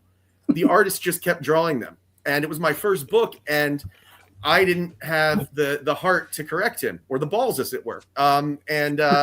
I would show it to people, and they would be like, well, it's not that far off. It's a book about like male, the male gaze or whatever it is. And it's like, but the problem was that was the first thing all the reviewers mentioned, lots of crotchular region and, a heavy fixation on. And I'm like, oh, Jesus Christ. Like, I didn't mean to be, these things happen, I'm sure, to somebody else. Maybe but once. NSFW is so popular on Kickstarter. Why didn't you just double down and make like 14 pages of penises in the next issue? It feels like you could have. This is like a path not taken kind of thing. Like your Robert Frost moment was this. Can I go back? Can I go back and walk down the road of penises traveled? I would love to. walk that. But Jesus Christ, I forget how that was relevant. Reviews. Somebody made a Reviews. review. We enjoy it. Yeah. I mean- So the reviews taught me that, like, yeah, you know, if somebody says something and it's like an outlier and like I know why they're, I don't want to say wrong, but why I did what I did, then like that's okay. If they point out to me, it's like, yeah, I need to be way more conscious about male nudity moving forward, and like, you know, and all nudity and all anything, right? Because it's like, you know, that's where we lose people, you know. Like I'm a big fan of like adult content. I grew up, you know, watching, you know, HBO movies and stuff in my grandma's living room at like 11 p.m. and stuff. But I love that kind of content. But when you get like too gratuitous, I think sometimes you lose what you're doing and you lose the message. And so, yeah, reviews can teach you that. Again, if your eyes aren't open and you don't see all the balls and dicks in front of you. I'm going to mute now because he's being obnoxious. You guys go. I've said enough. Anthony, what are your thoughts? How do reviews affect you? I mean, they're good. Like, I mean, it's good to get people to review your book, and obviously, you know, I've had a lot of reviews in the past. I think it's actually getting. I don't know whether it's because I'm 4 volumes in. It's harder to get people to review it because they got to read everything. You know, like it's getting harder now that I'm the 4th volume in. It's like 400 pages of comics, so you got to give someone a lot of lead time, like 3-4 months, to really do that. But I still have a decent good response from it. I've never really had anyone say, you know, your work is trash or anything like that. And if they do, I'd like to know their perspective, why they think that. Always open to feedback, but I think that they're important. Like, it's good. I've got a few reviews on got customer reviews. I think that they're even more important. I think it's good to get someone to review it from a critical perspective, from a film critic or comic critic point of view. Having customers say nice stuff and coming back on your campaign and wanting to buy it, I think that's one of the most important reviews you can get, because you know that, you know, people are reading it, they're liking the book, they like something about it, they've come back, you know. So for me, I don't know, does that, I mean, it's just like I said, I think it gets harder as you make, like, you know, more and more volumes in the same series. It gets really hard to kind of break away from, like, to get people to want to review everything, you know, or look at everything. And like, sometimes people are like, yeah, I read the first volume, but it's great. I go, yeah, but we're up to like 4th volume. Like, they've already read 150 pages and they're like, yeah, it's great. And like, but I need you to read the 3rd volume. So it's the challenge, I guess, with making a big series, and, you know, so yeah. Well, maybe if they don't read the next volume, maybe that's the review, the real review that you have to listen to. Because if they say that they love the first one so much, but they're not willing to go to number 2, Yeah. maybe there is a disconnect that they're not putting out. Yeah. Yeah, for sure. I mean, I've said, I literally have asked them that as well. I said, is there something, you know, like, you know, no, I just haven't, like, had the time, or they, you know, maybe that, you know, they're not, you know, maybe they're just not into it. Who knows? But it could, you know, it's just, yeah, I've actually asked, is there something wrong with it, or, you know, and they're like, no, it's good. I just haven't gotten around to reading it. It's a big books, you know what I mean? So, but yeah, I also like actively trying to find people to review is a challenge as well. I find it's very, you know, hard to get people, even if you know, it's just, I don't know how people feel about it, but it's just, I've probably contacted about 10 people to review the series, and maybe only 2 have gotten back. You know what I mean? So I don't know if that's been your experience. I think it's the whole thing of like the fact that it is 4 tomes of comics, you know, it's nearly 400 pages a book. You know, that does put people off from reviewing things. Some people, maybe I'm reaching out to the wrong people, who knows? So yeah, but yeah, all interesting insight. Yeah. All right, cool. Benjamin, what are your thoughts? We looked for reviews in the first book we did. And we haven't really done that since. I'm not sure if it was helpful or not. I mean, as mentioned by a few of the others, being able to print a quote that's you know, a decent quote can be helpful, but I don't read them myself. I mean, working as a journalist, you don't read the comments. It's just like, it's never ending. I get emails all the time about my work, and it's like, okay, thanks for reading. That's honestly how I feel about it. Sometimes I write back and I'll say that, you know, appreciate you taking the time to read read whatever it is that made you so angry. But yeah, that's my attitude towards it. I think really feedback is nice, but feedback from people whose opinion you value is the best thing. Whether that's a professional opinion or whether it's someone who's interested in the same topics that your book is purportedly about, or just someone whose comics opinion that you trust. So that to me I think is worth more. And I think for some people that might be a comics reviewer whose tastes align with their own, and that could be a good barometer. All right, cool, very nice. Mark, what are your thoughts? I used to, but now I no longer do. Like I said, it took a while to get my book first published, but I actually made a book with Mariano Nicieza. We did a crossover comic 100 years ago, and it got reviewed, and I was so excited because it was my very first book ever gotten reviewed. And it was a collaboration between Mariano and myself. We wrote it together, and then he went and got an artist to do the artwork and the ink and letter wall and stuff. The reviews basically tore the whole comic apart. And he said, but the writing wasn't that bad. And I was like, that's me. My writing wasn't that bad. Yay. But other than that, it really wasn't a point to listen to that review beyond getting that little nugget that my portion was cool. So with this, because it's a 5-issue series and the story's already written, there's not much I could do with feedback. So I want to wait until it's all done. And then maybe when I get the trade out, I would send out to get reviews to see what people think of the whole story. All right, cool. Did you ever see the movie Ed Wood? Yes. I love that when he's reading the review and he's like, see, they said the costumes were authentic. They review plays and they don't even mention the costumes. Nice. For myself, yeah, I've had them, but I don't necessarily go out and seek reviews, but I have had stuff reviewed. And I remember one time, a couple of guys reviewed my stuff, and they had said about this one particular story, they were like, oh, he has an info dump right at the beginning of the story. Right. And because of that, they were just like, oh, they dismissed the whole thing. And I was like, sons of bitches. One, they reviewed the story that I sent them one story, they reviewed the other story. And I was like, what are you doing? But then I was like, there's no info dump in the front of that story. Then I went and I reread it and I was like, holy shit, there's an info dump right in the beginning of my story. I ended up ripping it out, rewriting the whole thing and putting it together. And it actually does make for a much cleaner read. So, sometimes reviews can, listen, I was gnashing of the teeth, chewing on a brick. I was like, I went through the whole 9 yards, but they weren't wrong. They were right. And it did. And in the end, it did help me. I went in, I fixed it up, and I was like, and now it's a much cleaner read.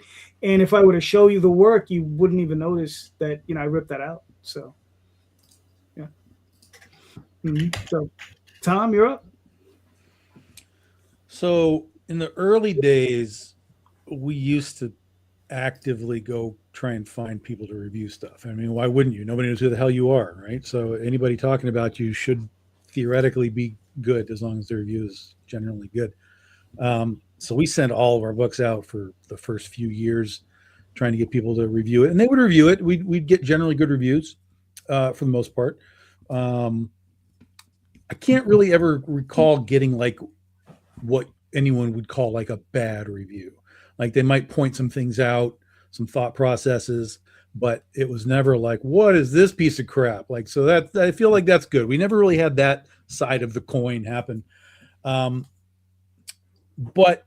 there came a point in the review process that put me off of caring about finding reviewers and caring what in the world they had to say. And then I just let it go. And it was basically 2 times. The first was a review for Legend of Oz, which was a good review. It was a genuinely good review. It was like 3 girls. They were reviewing comics and they reviewed the book. And it was like, this is a great, I love this. And then at the end of the review, the one girl goes, the only thing I don't understand about this book is why is there a random lion in this story? And I was like, okay,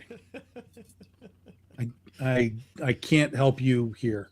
I have to move on, or this will just become a really bad internet moment. I feel like C.S. Lewis got a review like that once. Why is it a Random Lion? Yeah, I was like, Random Lion, Wizard of Oz. Yeah, okay, I'm done with that. And then the other one was a podcast. This is like early days of like podcasting. This would have been, we're doing this for 16 years now. This would have been like year 2 for us, something like that. So it was some guys that just talk comics, back in the day. They talk comics with each other, and they were both reviewing Critter. I think we had the first 2 issues out, and again, generally good review overall. One of them liked it clearly more than the other one, but the one that didn't like it as much, as I listened to them, because it wasn't live like all this stuff is now, it was just they just recorded it and put it up. As I listened to it, I started to get more and more frustrated with this guy, because it was very, very clear to me that because of his critiques, he liked the book but didn't want to like the book. And so he was trying to find anything that he could be like, yeah, but this. And so he was very upset with the fact that we had 2 characters. One was named Rookie, and she's like a sports style superhero. And one was named Electric Youth. And he was very upset. Remember, we have 2 issues out. He was very upset that I named these characters Rookie and Youth, because, well, what happens when they grow up? What happens when they get older? What happens when and I'm like, there's 2 issues, dummy. Like, you've never seen a character as Robin forever? No, Robin became Nightwing. Like, I mean, you've read comics, dude. You understand how comics work, right? So I was becoming really, really frustrated with this really dumb take. And then he goes on to say, because Critter takes place in Michigan in the early days of this book, and there's a segment of time where it's like, okay, I don't remember, whatever it was like 7:00 in Michigan. I put that in a caption because Electric Youth is our speedster, so he like races really fast. He's our flash guy. So it's like 7:04 Michigan time, and then the next panel you see him racing off, and then it's the next panel. It says like 7:15 Eastern time or something like that. So the indication is he just ran from Michigan to Florida in like 7 minutes, right? The guy says, yeah, but he screwed that all up because the time zones are totally out of whack. He didn't do his research at all. And I was like, what the fuck are you talking about? These are both Eastern time zone places. More specifically, this takes place in Greenville, where I live, and I know my time zones from here to Florida. And so the other guy was like, oh, really? Is Michigan in the central time zone? He says, yeah, Michigan's in the central time zone. No, dummy. This is Michigan. About this much of Michigan is in the central time zone. Nowhere near where I am over here.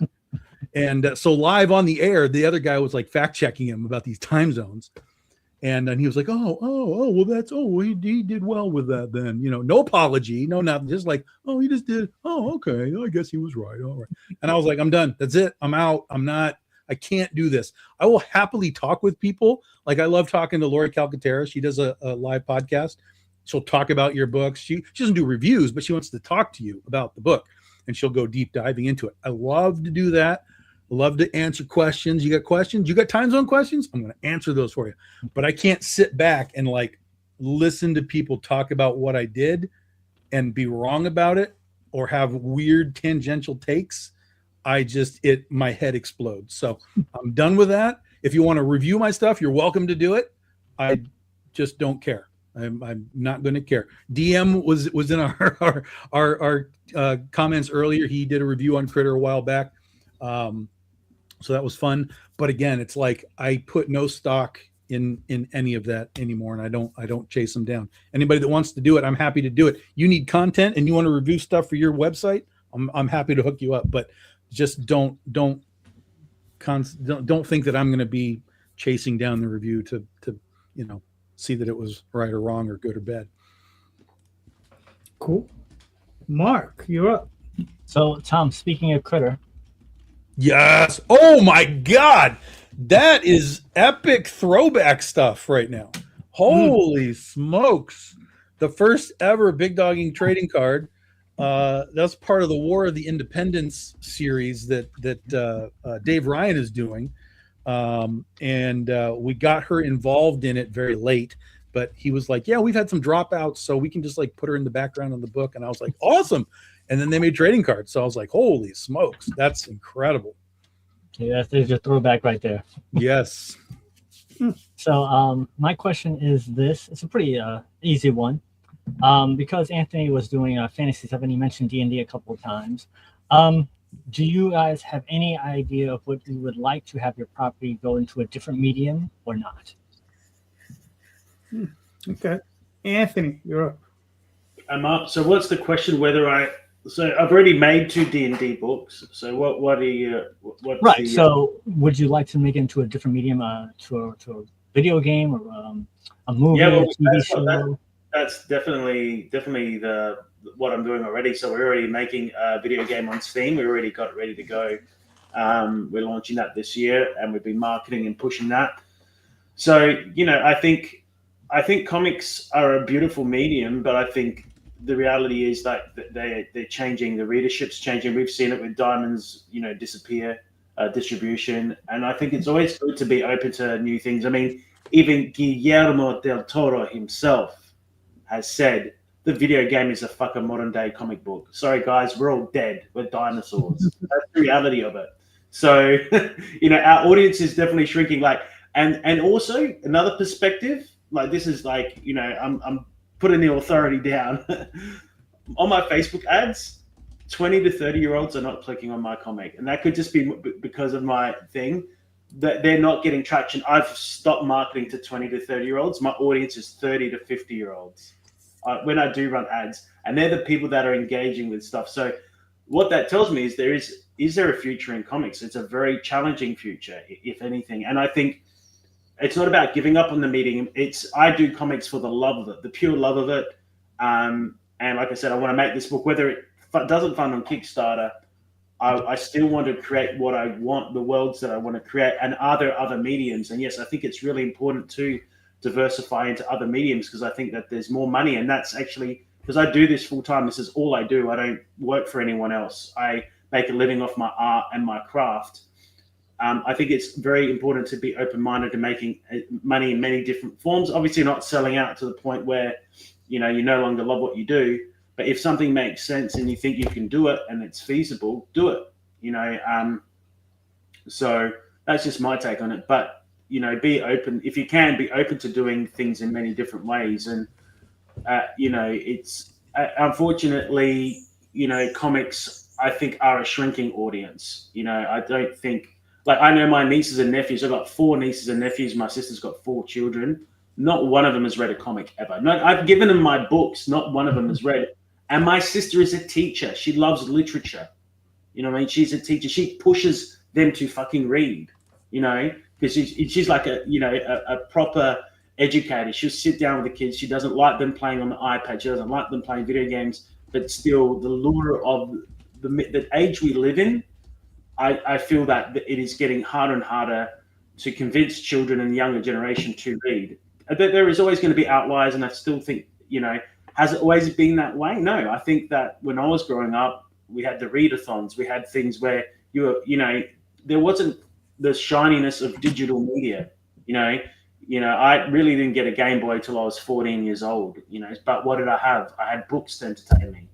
I had comics to entertain me. I was buying X-Men from the news agency. Like now in Australia, you go into a news agent, the only comic that's available is Phantom. But then what do you want to turn your thing into then?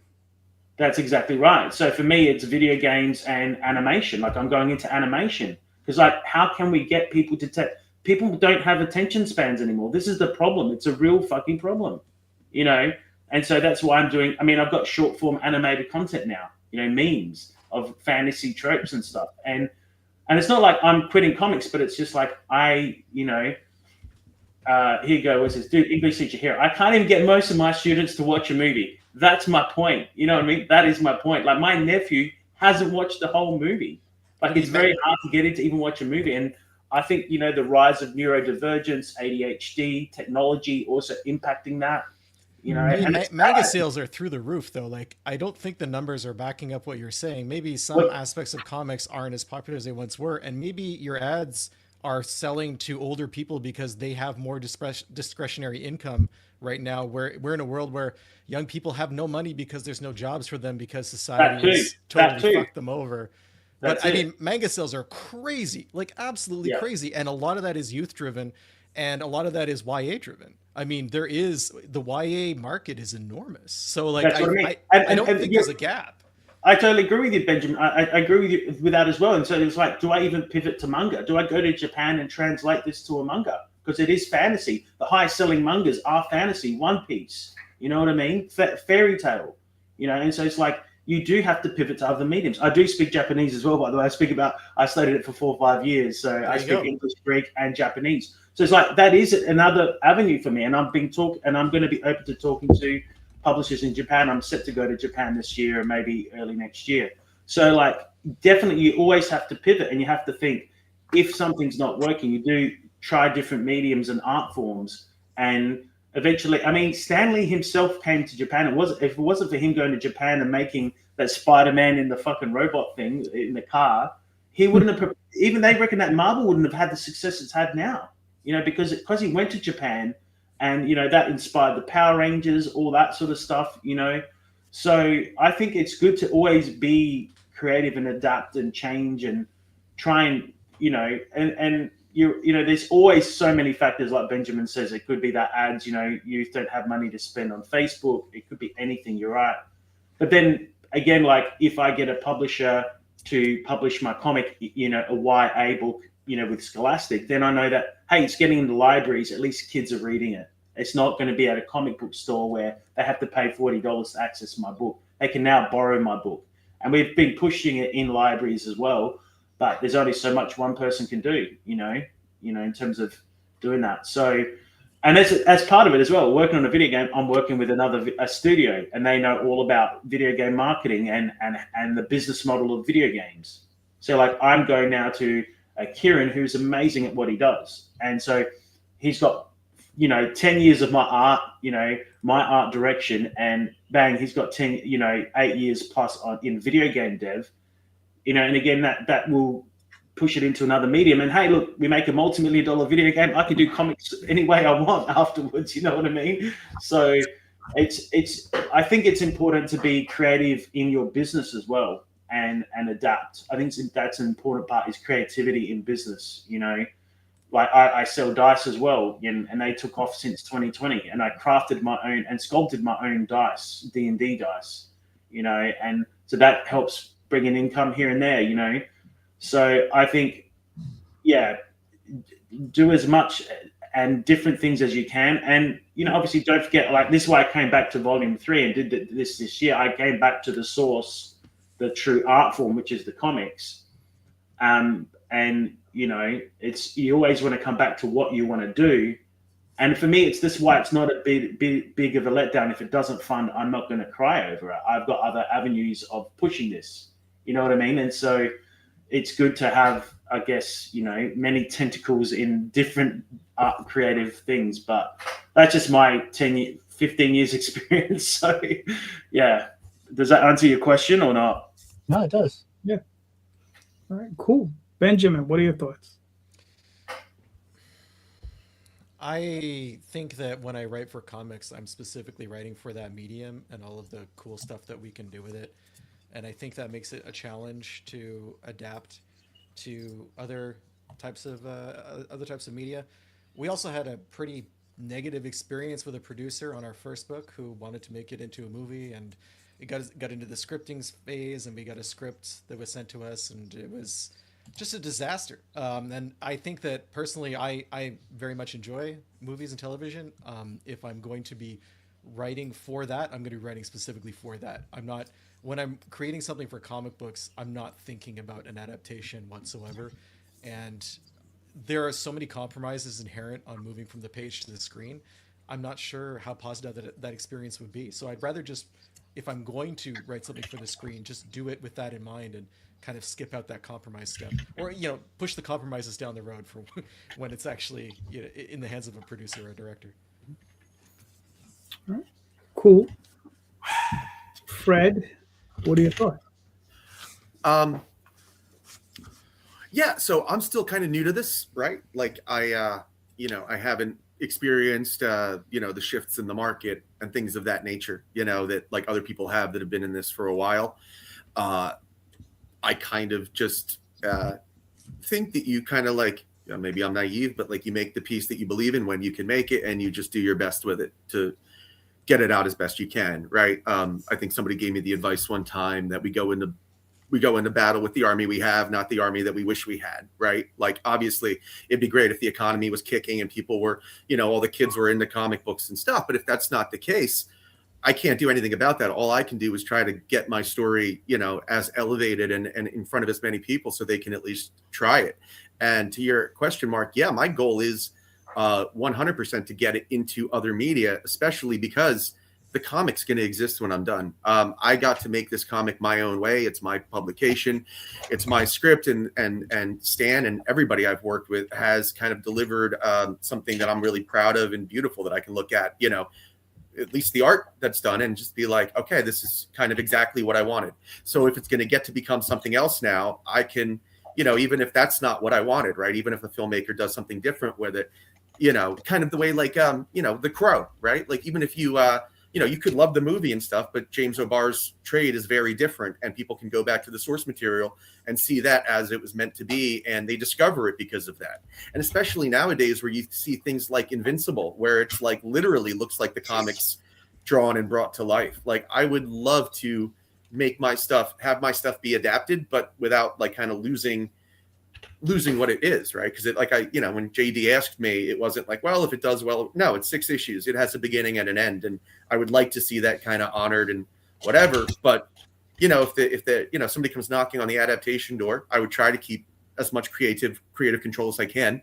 But if it gets out of my hands, I still have Fisticuffs, or I will have Fisticuffs, the comic, to share with them and be like, this is what it's meant to be, and I hope it gets adapted into a bunch of media that stuff that I couldn't see, because like a lot of kids nowadays, they don't read comics and stuff, and they don't even watch movies because they didn't grow up on technology being the way it is. Like the other day, my friend and I were talking, and he was a little worried because he's like, my son told me the other day when he grows up, he wants to be a content creator.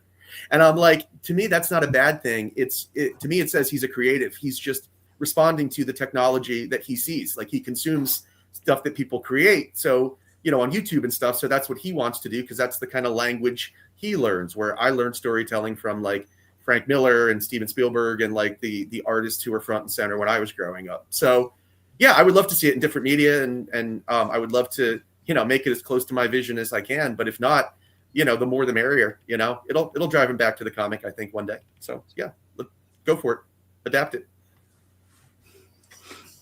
Cool. Tom? So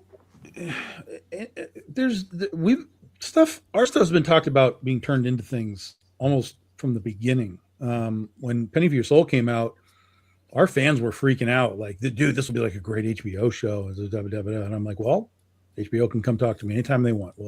We'll figure out how to make that happen. We almost had Legend of Oz sold as a TV show about 10 years ago. Which, God, that was so painfully close, but it fell through. But we've always had Hollywood sniffing around, and right now we've got people that are interested in our Princesses versus Zombies book to do something with it, either like a TV show, short series, or a movie or whatever. There's a couple of producers, but at the same time, we also live in a period now where making stuff yourself is not impossible. So to be like, oh, I need a studio, I need a producer, no, you don't really. Obviously, it would be great to have $10 million to make a thing, but especially with crowdfunding and stuff nowadays, dudes are making movies with their phone and putting them on Tubi. Like it's just, if you want to make something, you can. And so for me, with Princess versus Zombies, I have a director who I've talked to. I have costume makers that I've talked to, and these are all people that I've met through circles of various books and various cons. And like, we meet up once a year, and I make costumes. Oh, I'm a movie director. Oh, I'm holy, We have the whole team right here. We all live in different, portions of the country, but what if we all went to one place for 3 months and made a movie? And they're all like, yeah, let's talk about that. So there's a very real chance that we might just skip everything and just make Princess versus Zombies ourselves. I've always thought Critter would be an easy adaptation for an animated series, like piece of cake. Take it and run. You can do almost anything with that thing. So it's never the goal. It was never the goal. It is not the goal. Like as far as my creation and my writing and what I'm doing, my goal is to tell the stories through comics. But even the way that I write comics now has become cinematic. Like I watch so many movies, not just for the entertainment value, but I watch what's being done. I watch the direction, the cinematography, I watch the camera movements, and I've tried to translate that to the page. So I get people now that when they read my books, that when they're done, they're like, I feel like I just watched a movie. And I'm like, yes, because that's exactly what I'm trying to do. And so in that regard, when we do go to translate it to something else, there's really, the beats are already there. The camera movements are already there. It's really a storyboard in an active sense. So when we get to a point where a producer needs to see something or a director needs to see something, we do it ourselves. It's like, it's right there. Just follow it. It's paint by numbers, essentially, modify whatever we need to modify, to be better for the big screen. But the generalities, the foundation is all right there. So if it should happen for anything that we're doing, it's all ready. Like it's ready. I've thought about it, I've had it in the back of my head. I've talked to enough movie making people. I have people who make movies on their own and they're like, oh, let's make a movie. I'm like, this is slow down. Let's because the last thing I want to do is make something even ourselves and have it be not good enough. Right. I know I'm not going to make a $10 million budget movie, but if we can crowdfund $100,000, I've seen people crowdfund $100,000 for IP things that have some recognizable element. Princesses versus Zombies would work with that. And then you can go take that movie, because people are talking micro budgets, $4,000, $5,000, $10,000. I'm like, I'm not making that movie. I need to be a little bit higher. So we're going to plan for that. But I think we can do it. And so if Hollywood doesn't want to sort of put their foot on the gas, we'll do it ourselves. Cool. For myself, I'm like Fred. Put it in everything, right? But for me, it's always a thing about contracts and what people want. Some of these places, they want everything, right? They'll like give you a certain amount of money and they want everything, right? And I'm like, I couldn't do it, right? Especially with the Oswald Chronicles, I couldn't do it. I was like, no. I have to complete the story. And I have to just, maybe at that point, once I'm done with it and have the whole thing on my shelf, then maybe. But before then, no, I have to finish it. So, it's difficult. But on a micro level, what I want to do is something that I know I can do. I just haven't done it yet.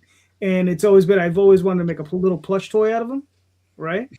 But that's that's impossible. It's impossible, Calderon. You can't do that. I know it's actually not that difficult. Just talk to Carissa; she'll tell you where to go. Well, no, I want to do a nice little run of them, but like Rob did. But it's just one of those things where it's just like, I'm so focused on finishing the book, right? Like I'm working with 2 artists at the same time on 2 separate stories on Oswald, and that doesn't include Dreamweavers and Magi's Grace. So it's like, I'm so focused on that. I'm just like, I have time for that. And I don't even have the, I do have the money, but I just don't even want to like push in that direction just yet. It's just too much. Listen, man, 40 years ago, the great and mighty Yogurt told us the answer to all of this. Merchandising. This is true. Mark, answer your own question, sir. So I'm going to say originally, I would say I had no other plans but to make a comic. But when I was approached by a filmmaker to adapt it into a radio play to perform at New York Comic Con, I didn't think it would be possible. And then when they did it, I was like, holy crap, this actually can do it. And it was a collaboration. So much so that when I go back to read my first comic, I'm like, hey, this part of the story isn't in my comic, not realizing that it was that he changed it and that we agreed upon the change. So I've listened to the radio play more than I've read my own issue #1. So it's so weird to have your own property change and you forget that that's not what you did. But now that he did it, we're looking to do #2, and I think maybe turning into like a TV series, like a weekly limited run TV series, would be kind of cool. And I know this could be possible, but like you said, it's the rights. Like, how much would I be willing to give up? I don't know. Right. Yeah, I mean, and that's the thing about it, right? It's just like, how deeply do you want to get into that? You know. So, all right, gentlemen, we've well, I don't know. I guess I can throw out a real quick softball, right? So we'll do a quick softball question before we wrap up. How do you guys price your books? Right? Like, how do you guys, like if you got a 24-page comic, how are you pricing that? Right? Like, what are your considerations? And I'm asking you to distill this down in a couple minutes. So there you go. But I think of Benjamin, you're up. Well, my answer is probably gonna be different because I'm doing it in Canadian dollars. I know Anthony's gonna have his own currency issues too, Yeah. but I try to keep it for me. It's around $15 for something like 24 pages, up to maybe 28 pages. I feel like that's what the market can bear in terms of what people are looking for on Kickstarter, and I feel like the crowdfunding audience is different from the direct to market audience, direct market. Sorry. So you just got to be sensitive to who your market is and price accordingly, and make sure you're not losing your shirt on your book. I mean, you're probably not.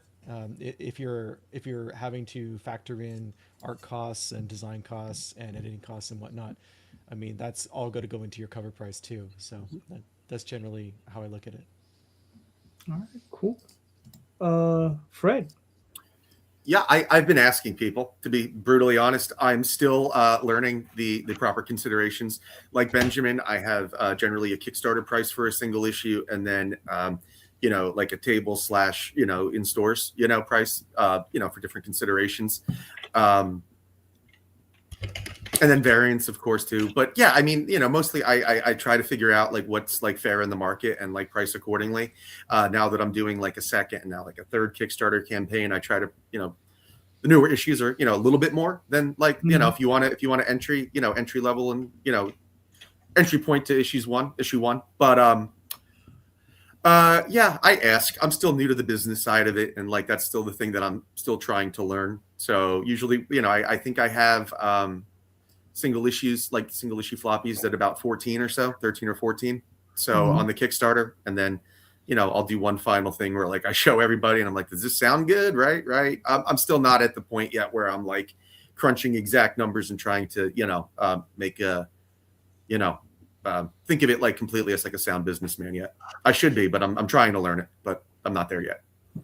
That's fair. That's fair. How long have you been doing it? Well, this is my I started selling comics for real about a year ago with Fisticuffs, the first Kickstarter in March, and then this will be my third Kickstarter June 2nd. So I'm still like learning it. I didn't start selling besides the Dick book, like when I did that one, I did do my like local like areas and comic shops and stuff, but that was like 7 years before I started Fisticuffs. So I'm still new to Fisticuffs and still figuring it out. Honestly, after this next campaign, once I see how it does, and this will be once I start really factoring in how much inventory and costs, because I've only had to order inventory twice. I'm still figuring that out. So this time I hopefully will do a bit better. I just, crossed my fingers and was very lucky that, I did everything right for my taxes the first year. So 1 year down, second year, I'll figure out how to price shit accordingly.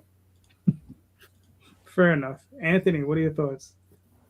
I think my prices are pretty fair. Like, the only thing is that I did do a hardcover for my first volume, and that was 133 pages hardcover, and that costs a bit more to bring in and print. And I was hoping to sell it for $50 because it's a hardcover, it's a big book, but I've since dropped the price to like 45 or 40 at conventions, and it does sell a lot better. But like if you sell it for 35, it'll sell way easier. But then well, you've got this hardcover, it's rarer, it's limited edition.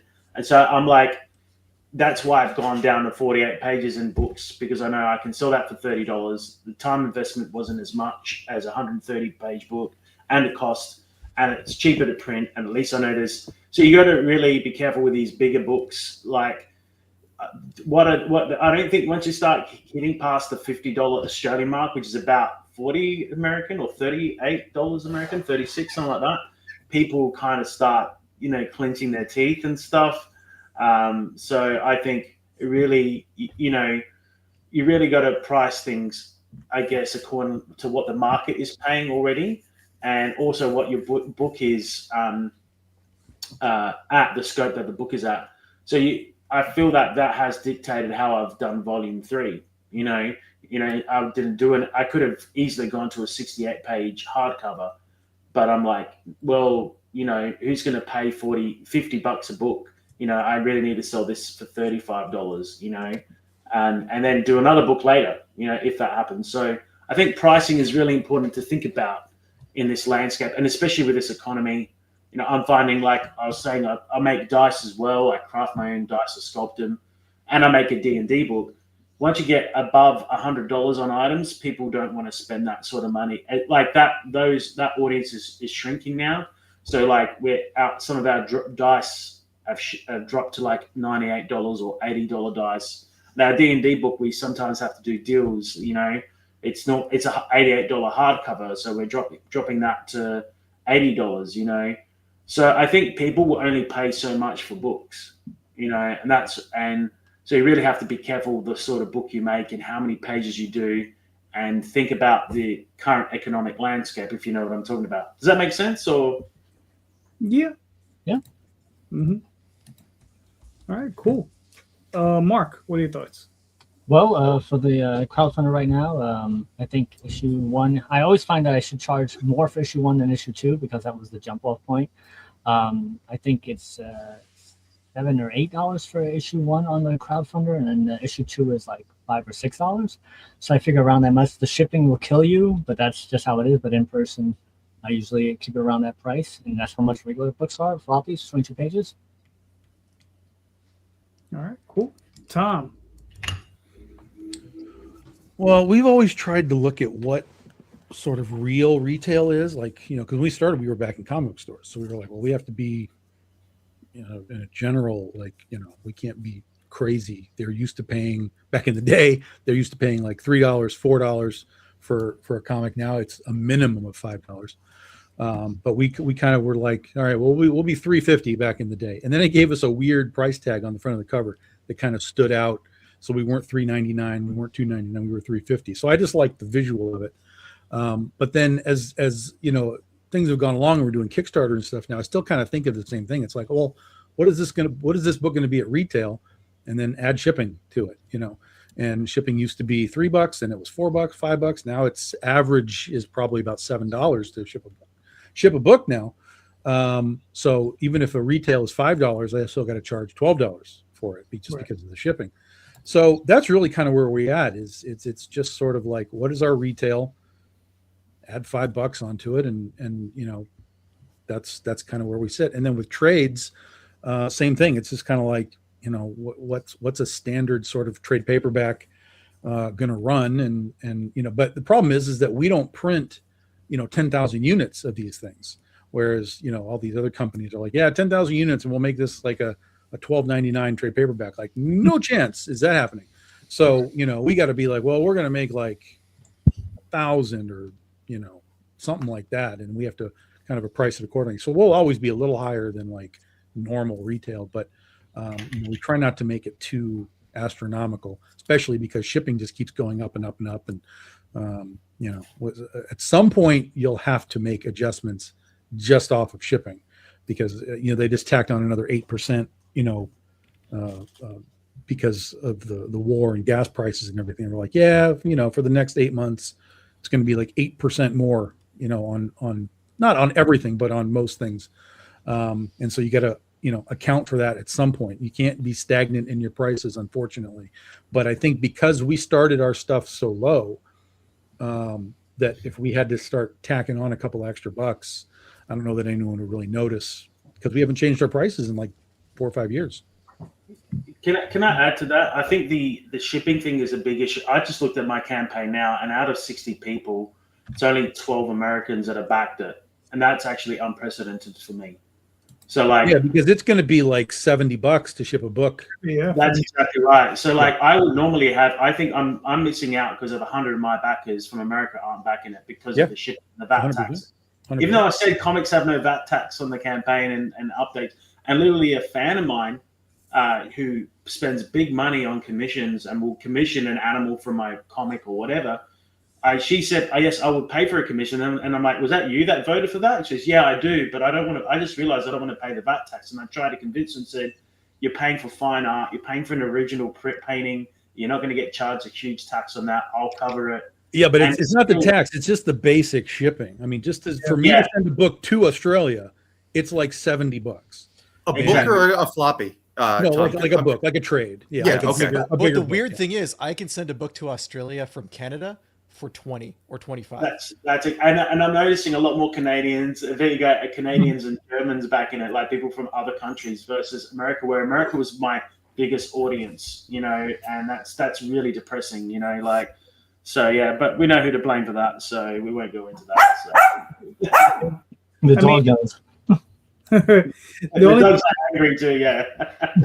The only thing I could advise, Anthony, is if you were to maybe find a partner in America that could have the books, if you're doing POD printing, you print them here, and they would ship it out for you. I mean, it's still 3 days. Maybe I need to talk to Philip Russett. Like, is it Philip?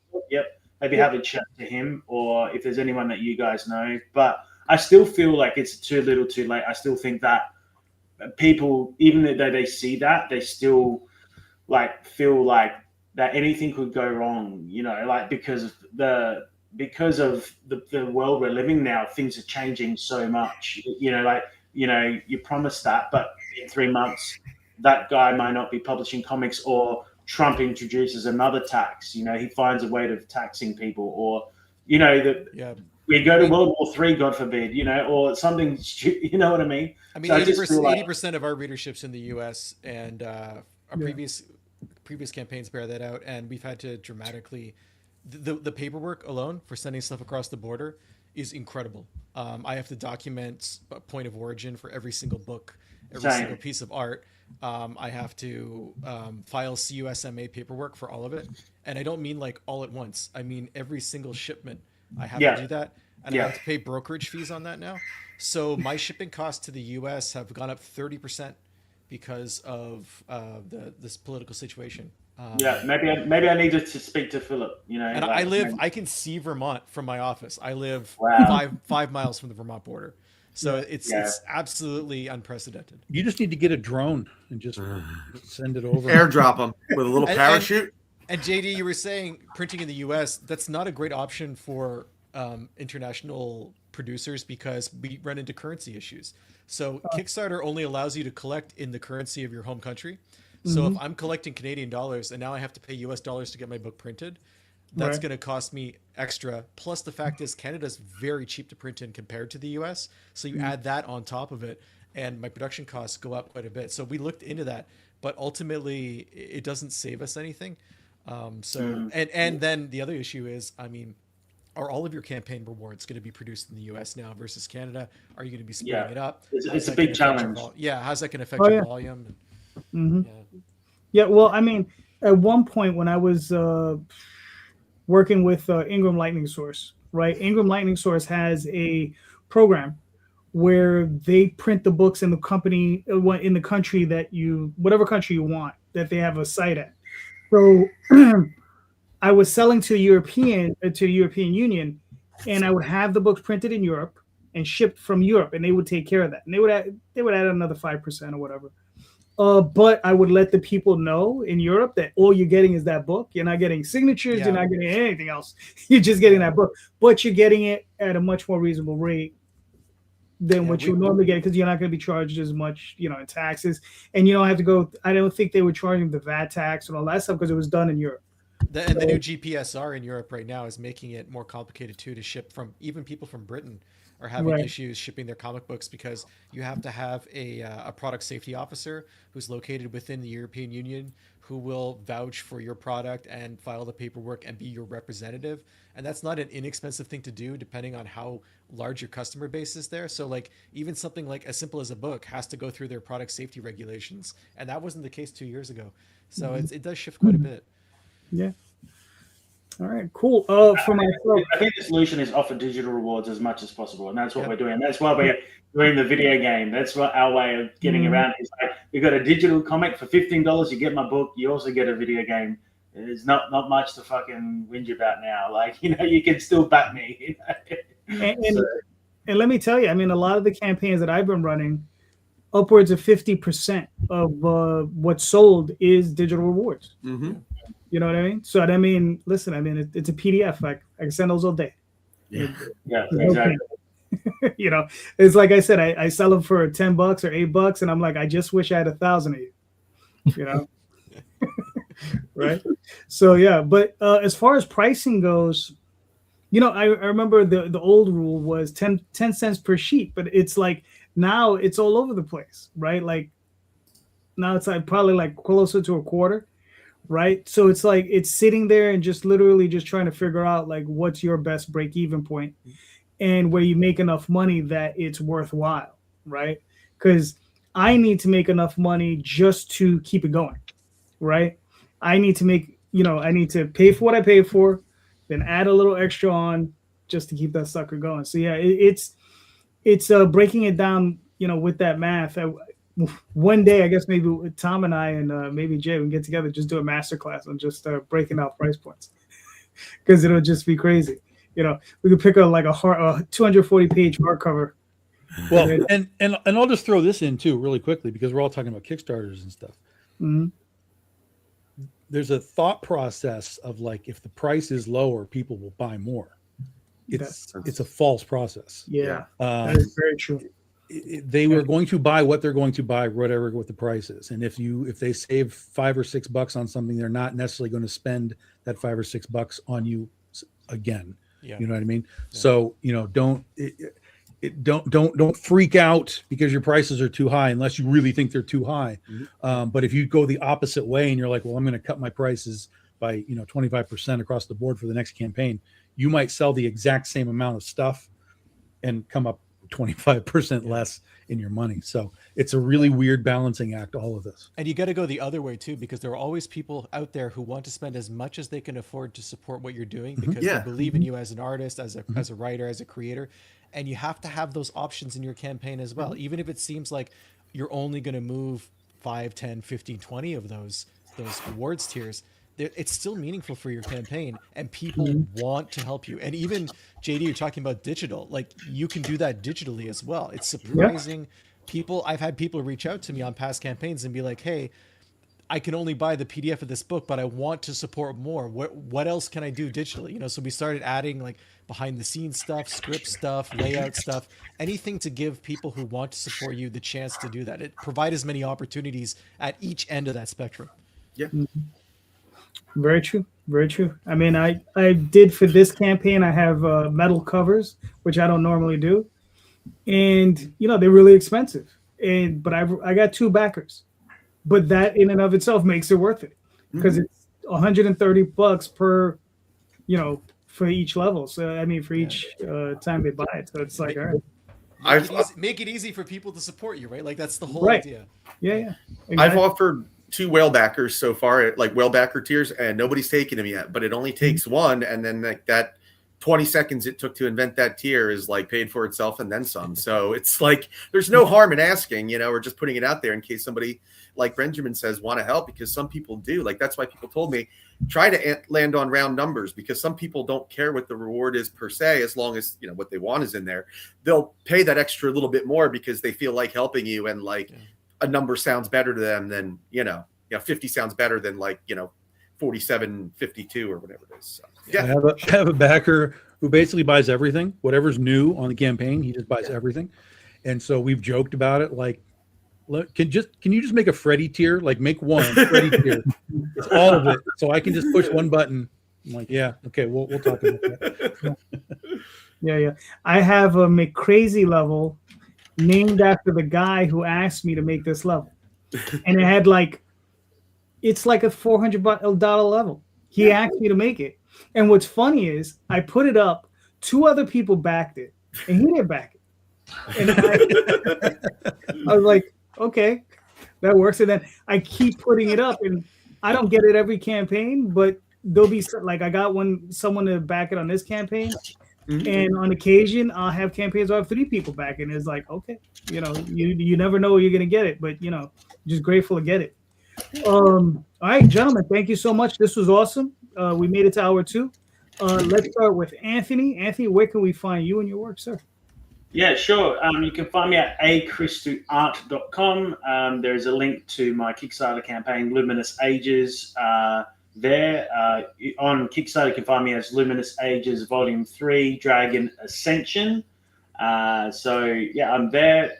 I'm also on YouTube. So if you just do Luminous Ages, I'm doing a whole bunch of funny animated skits going back to the past point before, turning your stuff into different mediums. I'm actually doing YouTube animated shorts of all my characters, fart jokes, all sorts of funny jokes, fantasy tropes. So we're pivoting to that as well as to keep the series alive. And so you can find me there, and there'll be links to my Kickstarter there as well. So that's where I'm at. But Luminous Ages, just type in Luminous Ages. It should come up on the Google easily, and you should be able to find my YouTube at least, and it links to Kickstarter or my website. All right, cool. Fred. Sure, you guys can find me on all the main socials at Schwartz Art LLC. Find me on Facebook, Instagram, X, TikTok, and so forth. You can also find me at www.schwartzart-llc.com. And of course, the Fisticuffs Book 4 Kickstarter is in pre-launch now. We're launching June 2nd. And we hope to see you all there. Parker is going to come and bark at you if you don't. So I'm going to mute him now. Thank you guys for putting up with us. All right. Fred, real quick, what's your dog's name? Parker. Parker. Okay, very good. It's so when he's I named him after Peter Parker, so when he's bad, I can yell at him and feel like J. Jonah Jameson. There you go. It's like, Parker, what are you deaf? I called you twice. All that shit. Nice. I like it. Benjamin, where can we find you and your work? You can find deadaircomic.com will take you to the latest issue of Dead Air, where regardless of whether it's on Kickstarter or being sold from my website. And you can find my writing about other stuff, comics, music. I write a lot about cars professionally, and that's at benjaminhunting.com. All right, cool. Mark. Just Google It Came From the Radio or go to www.itcamefromradio.com. We are a weekly syndicated radio show on WGB, Long Island's oldest radio station, on 1240 AM and 95.9 FM. We're also on we're also on an additional terrestrial radio station, which is WARY in Westchester County. That's 88.1 FM. We're also on some digital online radio stations such as sci-fi.radio, BTD Radio. We're also on 45 different podcast places. And this Wednesday, we're going to be at the East Meadow Public Library for our 104th live show. We're going to have Phil Russert as our guest. So if you're in the area, Long Island, New York area, come on down. It's a free event, and we'll be raffling off some tickets to the Elite Comic 11 show. And he will also be raffling off 6 of Phil's comics at that. So for more information, go to www.eastmeadow.info. Cool. Tom? I was on the radio once. I remember that. That was fun. It was interesting. It was like legit radio. It was kind of weird. Oh, twice. I've been on twice. I just remembered I've been on twice. One guy got to try to get me in trouble. If you come out to New York, you can go on Mark's show and you'll be on the radio 3 times. Yeah. So bigdoginc.com, guys, get your books. May 22nd, I am going to be 22nd, 23rd, 24th. I'll be at Traverse City here in Michigan, up north. But we'll also be launching the last issue of Goth Day on the 22nd as well. And then I will be at Hall of Heroes Con the weekend after that, down in Indiana. And then the weekend after that, I go to New York. I go to Chittenango for Ozstravaganza for the big Wizard of Oz show. Oh, okay. That's nice. Are you going to swing around to the important part of New York? I don't go past Chittenango. I stop and I say, "There's a wall somewhere there that I don't want to deal with," and I turn around. Gotcha. All right. Very nice. All right. So I'm JD Calderon. You can find me on Facebook, Twitter, Instagram, all those different places. Sunday nights with this gentleman, Friday nights with this gentleman, and JD Rosario, who's not a gentleman. And currently on Kickstarter. So you could find the Oswald Chronicles and Adventure Finders, Rod Espinosa's fantasy comic. You can check it out there. And please, everyone, check out the show notes, because in the show notes are links to all of these creators' products, all of these books, all of these fantastic dreams that all these creators have created for you. Click on those links, buy those books, because all of these creators are making great books, and please go back them because they need your help, all right? So thank you so much, and just remember, everyone, read more indie comics, especially ours. Have a good night, everyone. Thank you. Bye. Thank you. Good night.